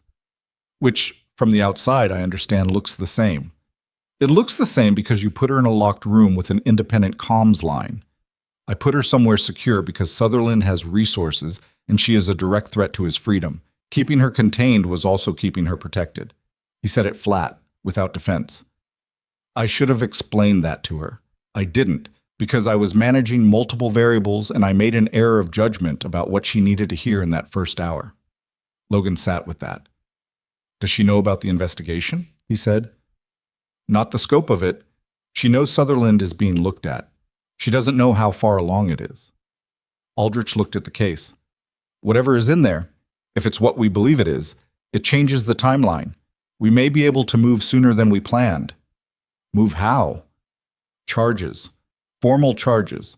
Sutherland is still technically subject to the Uniform Code. His consultancy doesn't change that. Aldrich's jaw tightened slightly. The mission compromise, the civilian strike order 7 years ago. The supply of compromised intelligence to an active operation. If the documentation supports all three, she built the case for you, Logan said. 4 years of monitoring. She did your job. Aldrich held his eyes. Yes, he said. She did. The word sat there. When this is over, Logan said, her record, the Black Phantom designation, I want it addressed. That's not my authority. Make it your authority, or I'll make it part of the IG report and let them sort it out. Logan leaned forward slightly. She spent 7 years operating in a legal void because your program designated her an asset and then abandoned her. She has no formal protection, no back pay, no benefits, no record of service for the last 7 years. She came in last night and the first thing this system did was lock her in a room. He paused. Fix it. Aldrich looked at him for a long time. I'll make the recommendation, he said finally. Make more than a recommendation. A silence. I'll make more than a recommendation, Aldrich said. The IG team arrived at 0847, 13 minutes ahead of schedule, which Logan took as a sign that Swinson had communicated appropriate urgency. 2 investigators and a supervising attorney, civilian credentials, an armed federal escort that was technically above what a base visit required, and practically said everything about how seriously someone in an office somewhere was taking the Sutherland name. Logan met them at the base entrance and walked them to the conference room Hargrove had cleared. He set the waterproof case on the table. The supervising attorney, a woman named Cortland, who had the focused calm of someone who spent her days in rooms where important things were decided, looked at the case and then at Logan. "Chain of custody?" she said. He produced the written log. She read it, nodded. "We'll need a full statement from you, and from Lieutenant Voss." She looked at Hargrove, who was standing near the door. "I need Lieutenant Voss available within the hour." "She's in the secondary building," Hargrove said. "I'll have her brought here." Cortland looked at Logan. "Who opened the secondary lock on the case?" 6-digit code. Written on a strip of tape under the locker shelf where the case was stored. I can only assume Lieutenant Voss put it there in anticipation of someone other than herself retrieving the case. Cortland absorbed that without visible reaction. She anticipated not being available to open it herself. "It looks that way. When did she put it there?" "I don't know. Before last night." He paused. "She's been planning this for a while." Cortland looked at the case, at Logan, at something just past the immediate situation. "She came in," Cortland said, half to herself. "She came in on her own terms and on her own timeline." "Yes. After 7 years?" "Yes." Cortland set down the custody log and looked at one of her investigators. "Get it open." She looked at Logan. "Your statement first, then hers." Logan's statement took 90 minutes. He told it in the same flat, ordered way he'd told the debrief. Everything from the mission briefing through the crash, through Maya's voice on the radio, through every conversation he'd had in the past 22 hours. Cortland asked questions. Her investigator wrote. Logan answered everything directly and held nothing back. When it was done, Cortland set her pen down. "Captain Carter," she looked at him steadily. "You accessed a classified personnel file without authorization." "Yes." "You entered a restricted building without authorization." "Yes." "You transported classified material in a personal vehicle without standard escort protocol." "Yes." "These are not small things." "I know." She held his gaze. "Why?" Logan thought about it, not because he didn't know the answer, but because he wanted to say it correctly. "Because the right thing and the authorized thing weren't the same thing last night," he said. "And I've spent 12 years learning to tell the difference." Cortland looked at him for a moment. "We're going to have a separate conversation about your methods," she said. "But not today." She stood. "Today I want to talk to Lieutenant Voss." They brought Maya in at 1100. She had been given a change of clothes at some point, the same utilitarian base issue that said nobody had thought to bring her anything specific. She walked into the conference room without being guided, took in the people in it in one efficient scan, and sat in the chair across from Cortland without waiting to be told. She looked at Logan once. He gave her nothing visible. She turned back to Cortland. "Lieutenant Voss," Cortland said. "I'm Supervising Attorney Cortland, IG office. I want to start by being direct with you. You're not here as a subject. You're here as a witness and a material source. Do you understand the distinction?" "Yes," Maya said. "Good. I'd like to begin with the documentation." One of the investigators turned a laptop to face Maya. On screen was a directory of files, but the contents of the waterproof case laid out in a tree structure already being processed. "Before I speak to the contents," Maya said, "I want something on the record." "Go ahead." "I want it documented that my cooperation in this matter is voluntary and that I have not been offered any consideration in exchange for it." She looked at Cortland without blinking. "I don't want it to look like a deal. It's not a deal. I'm cooperating because what Sutherland did is documented and provable, and I am tired of being the only one who knows it." Cortland held her gaze. "So noted," she said. "For the record." Maya looked at the screen, then she began. She spoke for 2 hours and 40 minutes. She spoke about frequencies and intercepts, about a conversation she had recorded in the third year of her self-imposed operational period, in which Sutherland discussed the Ravenfall Valley Approach Corridor with a contact she had identified through 3 subsequent intercepts as a foreign intelligence intermediary. She spoke about financial transfers documented through a monitoring thread she had built over 14 months, a parallel to Aldrich's investigation, built from entirely different sources, arriving at the same places by different roads. She spoke about the civilian strike order 7 years ago. She named the mission. She named the target coordinates. She named the 11 civilians, from memory, each one, first and last. And she said what the order had specified and what she had done instead and what had happened to her record as a result. The room was quiet the entire time she talked. The investigators wrote. Cortland listened with the stillness of someone hearing something they had suspected and needed confirmed. Logan sat against the back wall and watched Maya's face. She was not emotional. She was not performing. She was precise, and she was tired, and she was telling the truth in the particular way of someone who has been holding it for a long time and has finally found a room where it will be believed. When she finished, Cortland was quiet for a moment. Lieutenant Voss, she said, the documentation you've provided, combined with the existing investigation into General Sutherland, this is sufficient to proceed. Maya said nothing. I want you to understand what that means practically. There will be a formal review of your personnel record. The Black Phantom designation will be flagged for classification review. Your service record will be under examination. Cortland paused. This is going to take time, months potentially. It will not be quick, and it will not be without complications. I know, Maya said. You've waited 7 years. I imagine you understand waiting. Something moved in Maya's face, not quite a smile. I'm good at it, she said. Yum. Aldrich appeared at 14:30, requested by Cortland, and spent an hour with the IG team that Logan was not present for. When he came out, he looked like a man who had handed over something heavy and was not sure how to adjust to the new weight distribution. He found Logan in the corridor. The Sutherland charges are moving to formal proceedings, Aldrich said. The timeline we had is being compressed. We expect to move within 30 days. He paused. The documentation she provided fills 3 evidentiary gaps we've been working around for over a year. Logan nodded. She's cooperating fully? Completely. Another pause. She's also apparently been in contact with at least 2 other former Black Phantom designates over the past 4 years. Individuals we had no current location on. Logan looked at him. She built a network, Aldrich said. Small, informal, completely off book, but functional. He said it like he was still processing what it meant. She's been doing this for 7 years and she did not do it alone. No, Logan said. She just made everyone think she did. At 1600, Hargrove called him into the command office. Hargrove was at his desk with a folder open in front of him. He looked like a man who had been doing hard math and had arrived at a number he wasn't sure how to present.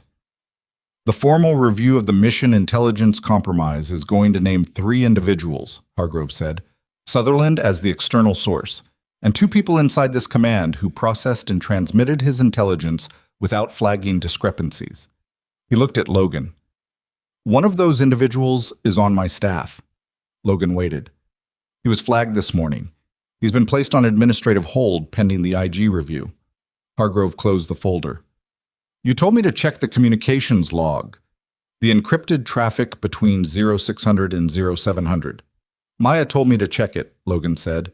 Hargrove was quiet for a moment. She knew. She's been monitoring classified frequencies for 4 years. She probably knew before we did. She didn't say anything in the debrief. She said everything at the right time, Logan said. In the right room, to the right people. He paused. She thought it through. Hargrove looked at the closed folder, at the wall, at nothing specific. I owe her an apology, he said. Probably. I'm not good at apologies. Neither is she, I think, Logan said, but I suspect she'll take it. He found her at 17:30 in a different room now. Not locked, not restricted, just a standard visiting room near the medical station. Someone had brought her food that was better than mess hall standard, which meant Hargrove had said something to someone. She was sitting with her back to the wall and a half-eaten meal on the table and her hands wrapped around a cup of coffee. She looked at Logan when he came in. "How's the side?" he said. "Better."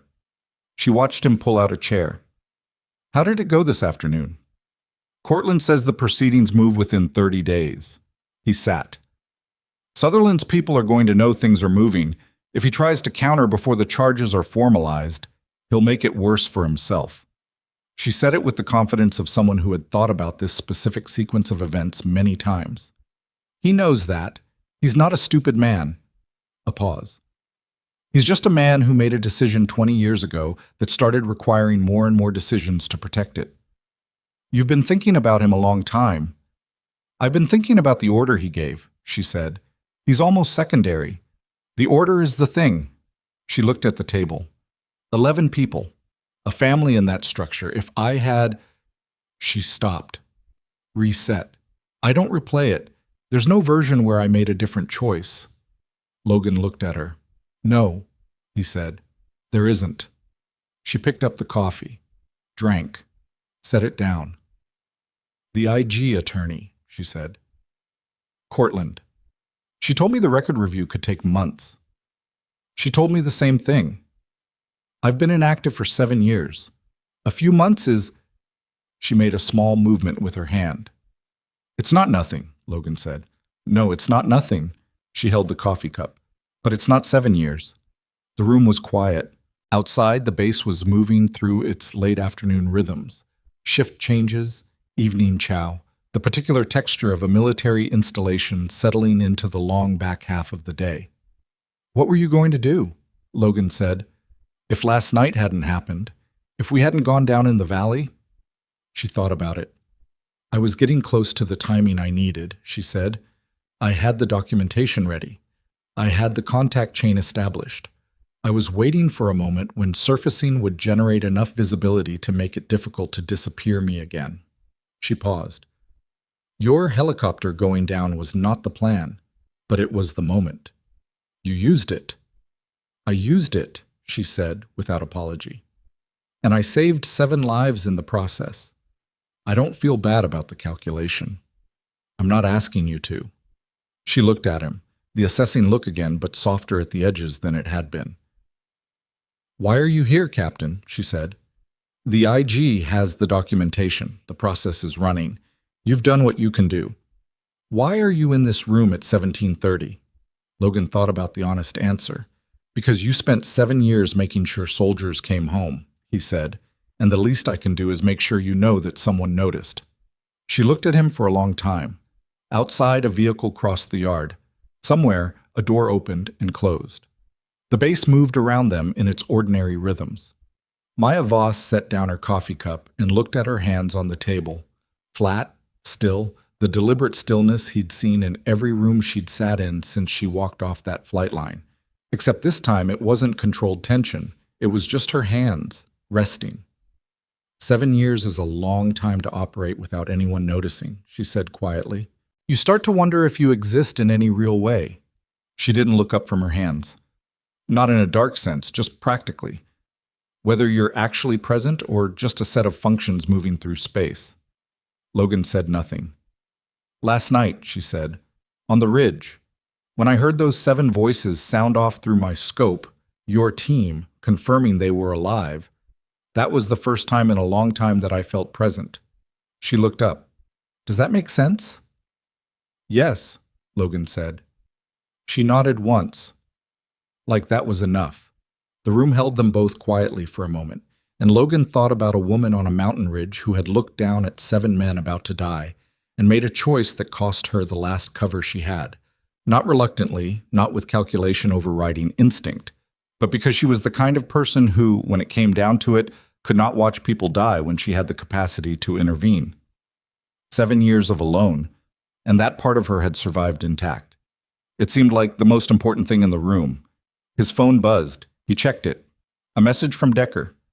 Mick's arm officially set. He's already asking when he can go back on duty. Medical PA looks like she wants to sedate him. He showed it to Maya without saying anything. She looked at it, and something in her face did something it hadn't done in any room, in any light, since she'd walked off that flight line 22 hours ago. She smiled, small, real, slightly tired at the edges. Tell him 6 weeks minimum, she said. Logan typed it back to Decker. The reply came in 4 seconds. He says 4 weeks. I told him that's not how bones work. He says bones don't understand mission timelines. Logan read it. Set the phone on the table, phone on. And for the first time since Ravenfall Valley, something in his chest that had been braced loosened just slightly, because the team was alive and the documentation was in federal hands, and the woman across from him had a real smile on her face, however tired, and none of this was over, but all of it was different now. Different in the direction of better. He picked up the phone and didn't leave. 3 weeks and 4 days after the night in the visiting room, Warren Sutherland was formally charged. Logan heard about it the way most people heard about things that happened at a remove from them, through a message, in this case from Aldrich, sent at 06:14 on a Tuesday morning with the economy of language that characterized everything the man wrote. Proceedings initiated. Charges filed. 14 counts. Thought you should know. Logan read it sitting on the edge of his bunk at FOB Kestrel, where the team had remained pending the completion of the IG review and the formal after-action process for the Ravenfall Valley operation. He read it twice. Then he set the phone down and sat there for a while in the early morning quiet of the base coming to life around him. 14 counts. He thought about a helicopter falling out of the sky at 02:54 hours in a frozen mountain valley. He thought about 7 men bleeding in the snow. He thought about an intelligence briefing that had lasted 11 minutes and a man who had stood in a room and said high confidence while knowing the information was poisoned. 14 counts felt like the right number. He forwarded the message to Decker without comment. Decker replied in 40 seconds. Good. 1 word. Logan understood everything in it. Get. The formal proceedings against Sutherland moved with the particular machinery of military justice, which was neither fast nor slow, but deliberate, thorough, and difficult to stop once it had started moving. Logan gave his formal testimony before the proceedings board on a Thursday, in a secure room in a building 200 miles from FOB Kestrel, sitting across from a panel of 3 officers in Cortland, who was present as a supervising observer and who asked 2 questions during his testimony that were the sharpest 2 questions in the room. He told it straight. He told all of it. He named everything he had done that was outside authorized parameters, and he told them why, and the panel listened without interruption. And when he was done, the senior officer on the panel looked at him for a long moment and said, "Thank you, Captain," in the tone of someone who means more than those 2 words contain. Logan flew back to FOB Kestrel the same day. Maya's testimony had been given separately earlier in the week, in a session that had reportedly run 6 hours, and that Logan knew about only through Aldrich, who had been present and who described it with the particular brevity of someone who had witnessed something significant and was still processing it. She documented everything, Aldrich told him. Every intercept, every transfer, every conversation she had recorded going back 4 years, the dates, the frequencies, the authentication codes she broke to access the transmissions. He paused. The panel asked her how she had managed to sustain that kind of operational monitoring alone, over 4 years, without institutional support. What did she say? Logan asked. She said, "I had a reason." Aldrich looked at the middle distance. Just that. The room was quiet for about 10 seconds after she said it, and then Cortland moved to the next question. Logan thought about that. I had a reason. Not a cause. Not a mission. A reason. Personal, specific, rooted in a particular moment 7 years ago when a strike order had come through and she had looked at the coordinates and known that 11 people were in that structure and made the only choice she was capable of making. She had spent 7 years building the consequence for it. That was not a small thing. The personnel review of Maya's record took 6 weeks, which was faster than Cortland had projected and slower than Logan had hoped. He knew it was moving because Aldrich kept him informed in the same sparse message way. Short updates. Factual, no editorial. The Black Phantom designation under review, the 7-year gap under administrative examination, the back pay determination in process. What Logan did not know for most of those 6 weeks was where Maya was. She had left FOB Kestrel 4 days after the IG team had completed their initial work. She had been transferred to a secure facility for the duration of the formal proceedings, which was standard practice for material witnesses in cases of this classification level. The location was not shared with Logan because he had no official need to know, and he understood that. And he also spent more time than he would admit to wondering about it in the gaps between his own obligations. He thought about her in the way you think about someone who has changed the shape of things. Not constantly, not obsessively, but with a recurring awareness, the way you remain conscious of a structural change in a room you know well. The team was stood down for 60 days while the Ravenfall Valley After Action Review completed.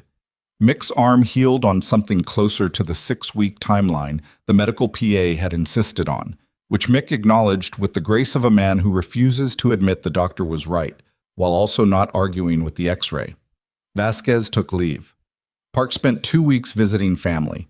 Decker, who did not take leave and never had, used the time to do the kind of reading and planning that Decker called rest and everyone else recognized as preparation for whatever came next. Logan ran. He ran every morning on the base perimeter track in the cold, and he wrote his formal reports, and he attended the necessary meetings, and he waited. On a Wednesday morning in the 8th week, Aldrich called instead of messaging.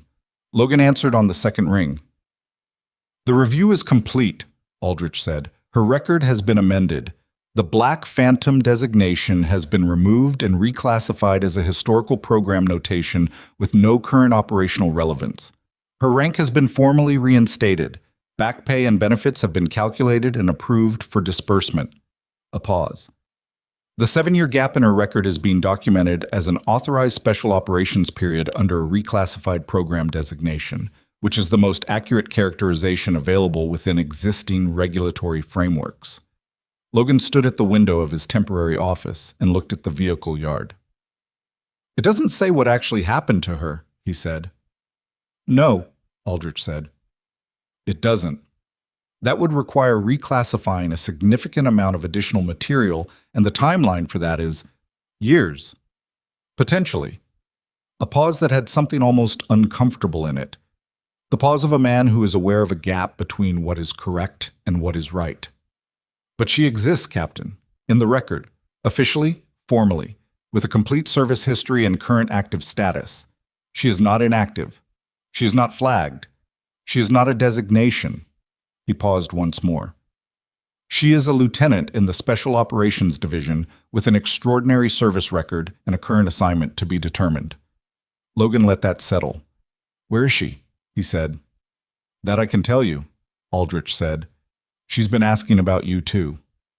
The rehabilitation facility was 3 hours south of FOB Kestrel, in a valley that was nothing like Ravenfall, wider, lower, with pine trees on the slopes and a small town visible in the distance, and none of the particular cold menace that Logan would associate with mountain terrain for a long time. The facility itself was unremarkable from the outside, the kind of building that could have been a clinic or a conference center, and maybe that was intentional. Logan checked in at the front desk and was walked down a corridor and through a door that opened onto a small outdoor courtyard, concrete, functional, 2 benches, and a patch of dead winter grass, and a view of the pine slopes. Maya was sitting on one of the benches. She looked different, not dramatically. The same dark hair, same careful posture, same eyes that did the quick scan and then settled. But the stiffness in her right side was gone. She was wearing civilian clothes, the first time he'd seen her in them. And without the tactical layers and the frost and the specific weight of a person moving through operational stress, she looked like herself in a way she hadn't been able to on the flight line, or in the interview room, or in the secondary building. She looked like a person, just a person, sitting on a bench in a courtyard. He sat beside her. For a moment, neither of them said anything. 14 counts, she said. You heard. Aldrich told me. She looked at the pine slopes. How many will stick? Cortland thinks 10 minimum. The compromise of the Ravenfall mission alone is 3 counts. The civilian strike order adds 4 more, and the documentation you provided closes those evidentiary gaps that the investigation had been working around for over a year. He paused. He's not walking away from this. She was quiet. The 11 civilians, Logan said. She looked at him. Their names are in the proceedings record now, he said. Formally. As part of the documented history of the order and what it would have done. He watched her face. They exist in the record. Something moved in her expression. Deep, slow, like a shift in something structural. She looked back at the pine slopes. "Good," she said. Her voice was steady, barely. They sat in the quiet for a moment.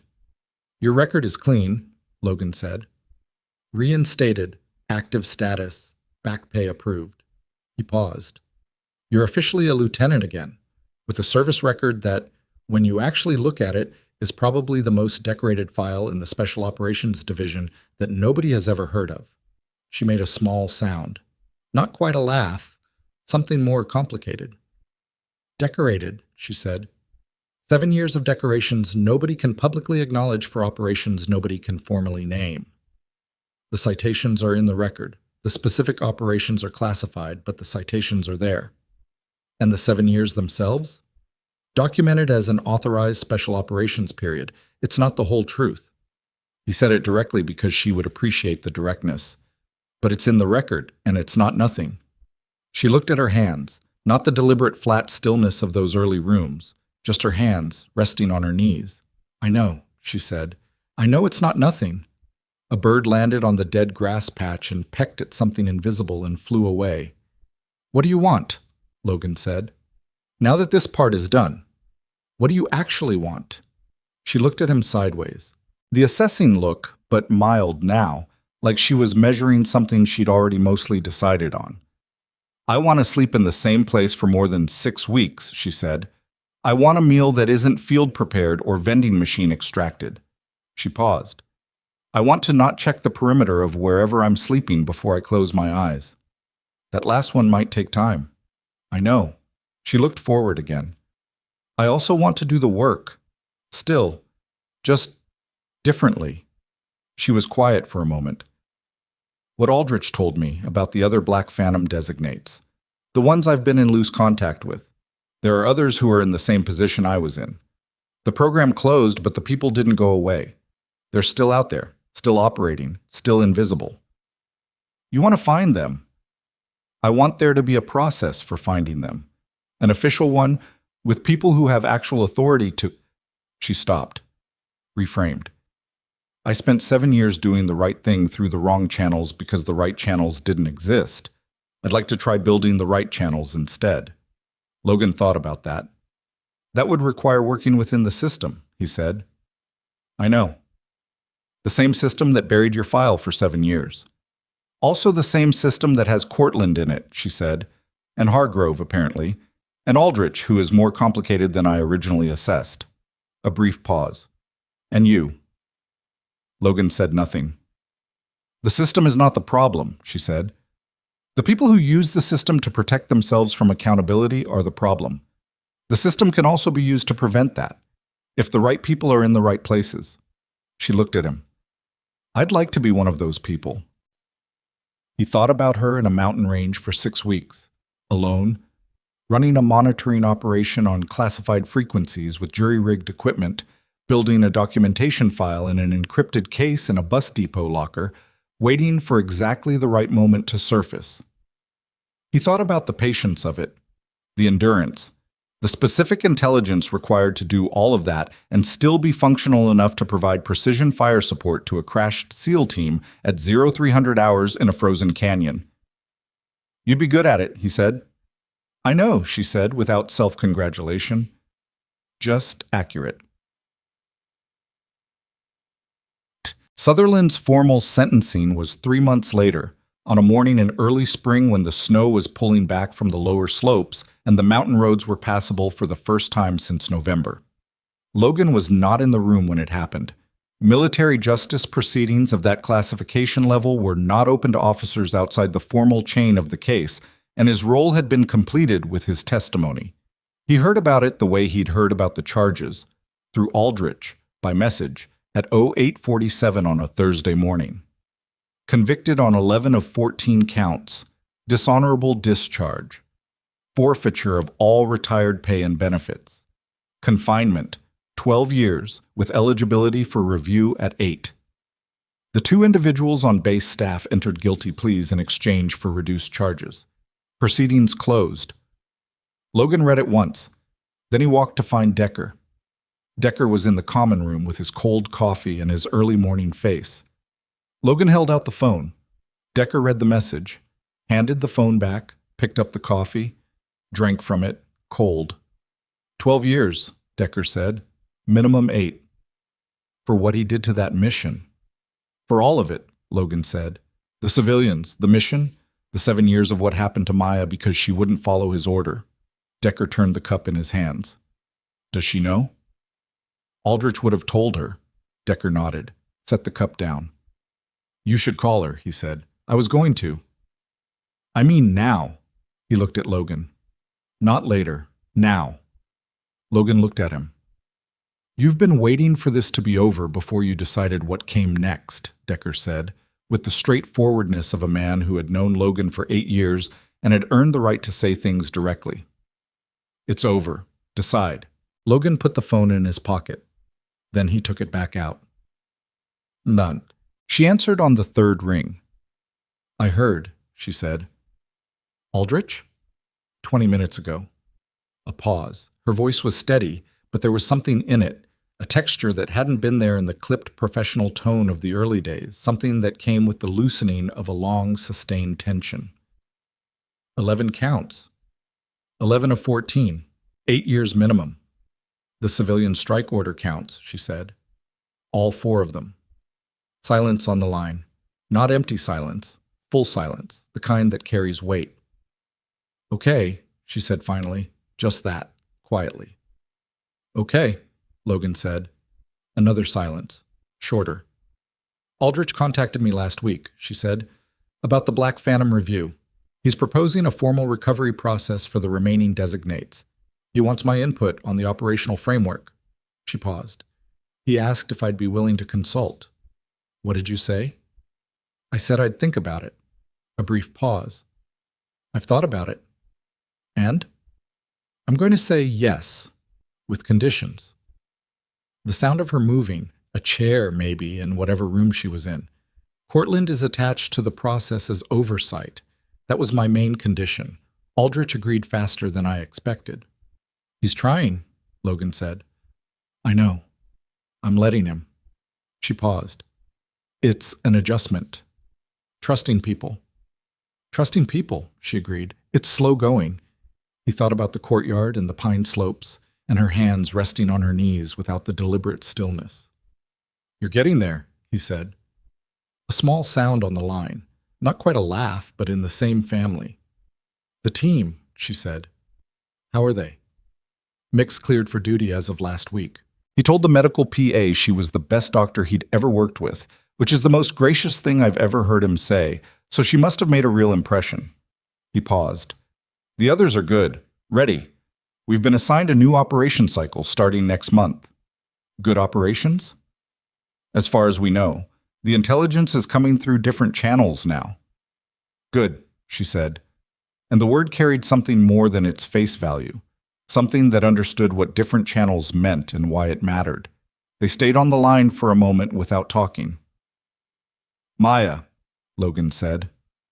Yes. When the consulting work starts, when Aldrich's process is running and you're doing what you're going to do, don't disappear. A pause. That's a specific request, she said. It's a specific request. Another pause. Longer.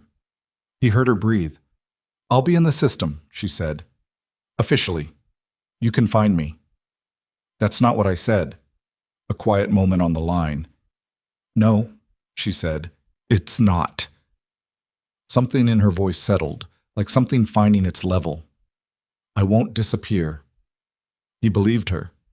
Not because it was easy or because 7 years of operating alone could be undone by a phone call or a concluded court proceeding. Because of the way she said it, not as a promise made to reassure him, but as a statement of intent made by someone who had thought carefully about what kind of person they wanted to be on the other side of this. Someone present. Specifically, deliberately choosing to be present. Take care of your team, she said. Take care of yourself, he said. The line closed. That Mick's return to duty ceremony was not a ceremony. It was Mick walking into the team room with his arm at full rotation and announcing that he'd been cleared and anyone who wanted to argue about it could talk to the X-ray. The team received this with the specific warmth of people who express affection through giving each other a hard time. which meant Vasquez said something pointed about whether cleared and ready were the same thing. And Park noted that the medical PA had specified full rotation with the caveat of light duty for 2 additional weeks, and Mick said the PA's exact words had been open to interpretation. Logan watched them from the doorway of the team room. 7 men. All of them alive. All of them here. All of them in the particular rhythm of people who had been through something and come out the other side still capable of giving each other grief about it. He thought about the valley, the cold, the sound of a rifle he never saw fired from a position he never located, clearing his path through the dark 1 shot at a time. He thought about what Decker had said, at 0300 in the morning in a maintenance corridor outside a secondary building. If she goes off this base tonight, she is going to disappear. She had not disappeared. And the difference between those 2 outcomes was a series of choices made by imperfect people in a sequence of difficult moments. A report filed, a door opened, a code retrieved from a strip of tape under a locker shelf, a woman telling the truth in a room that was finally ready to hold it. No single moment had been clean. No single person had been heroic in the uncomplicated sense. They had all been tired and wrong about things, and working with incomplete information and doing what they thought was right in the space between what was authorized and what was necessary. That was how most things actually happened, not in the clean version, in the version where people made calls in the dark and hoped the calls were good, and sometimes they were and sometimes they weren't, and you kept going. He went into the team room. Mick was demonstrating full rotation to Vasquez with the specific energy of a man proving a point. Decker had found the cold coffee that was apparently his permanent state of being. Park was reading something on his phone. Holloway was checking equipment he did not need to check because he was the kind of person who checked equipment when he wanted to think. Logan sat down. New operation cycle starts in 3 weeks, he said. Intelligence is coming through verified channels. Mission parameters have been reviewed by IG as part of the ongoing reform process. He looked around the room. Questions? Are we going to go down in a valley again? Vasquez asked. I will do my best to avoid it. How confident are you? High confidence, Logan said. The room laughed. It was the right laugh. Dark, knowing, the laugh of people who understand what the phrase actually cost, which made it the only appropriate response. Logan let it run.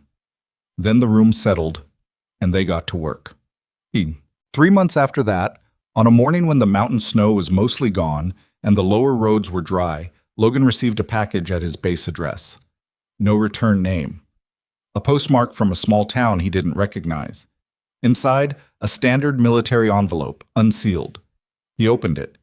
A photograph. Him and his team, in the snow outside the medical station at FOB Kestrel, taken from a distance and slightly above, telephoto, mountain angle, the composition of someone who spent a great deal of time looking at the world through a long lens. The 7 of them, alive and present, existing in the specific messy, ordinary way of people who had not died when they might have. On the back of the photograph, in handwriting that was precise and economical. Still here. Both of us. He held it for a moment. Then he found a piece of tape and put it on the wall above his desk, where he would see it every morning. Outside, the base moved through its morning rhythms.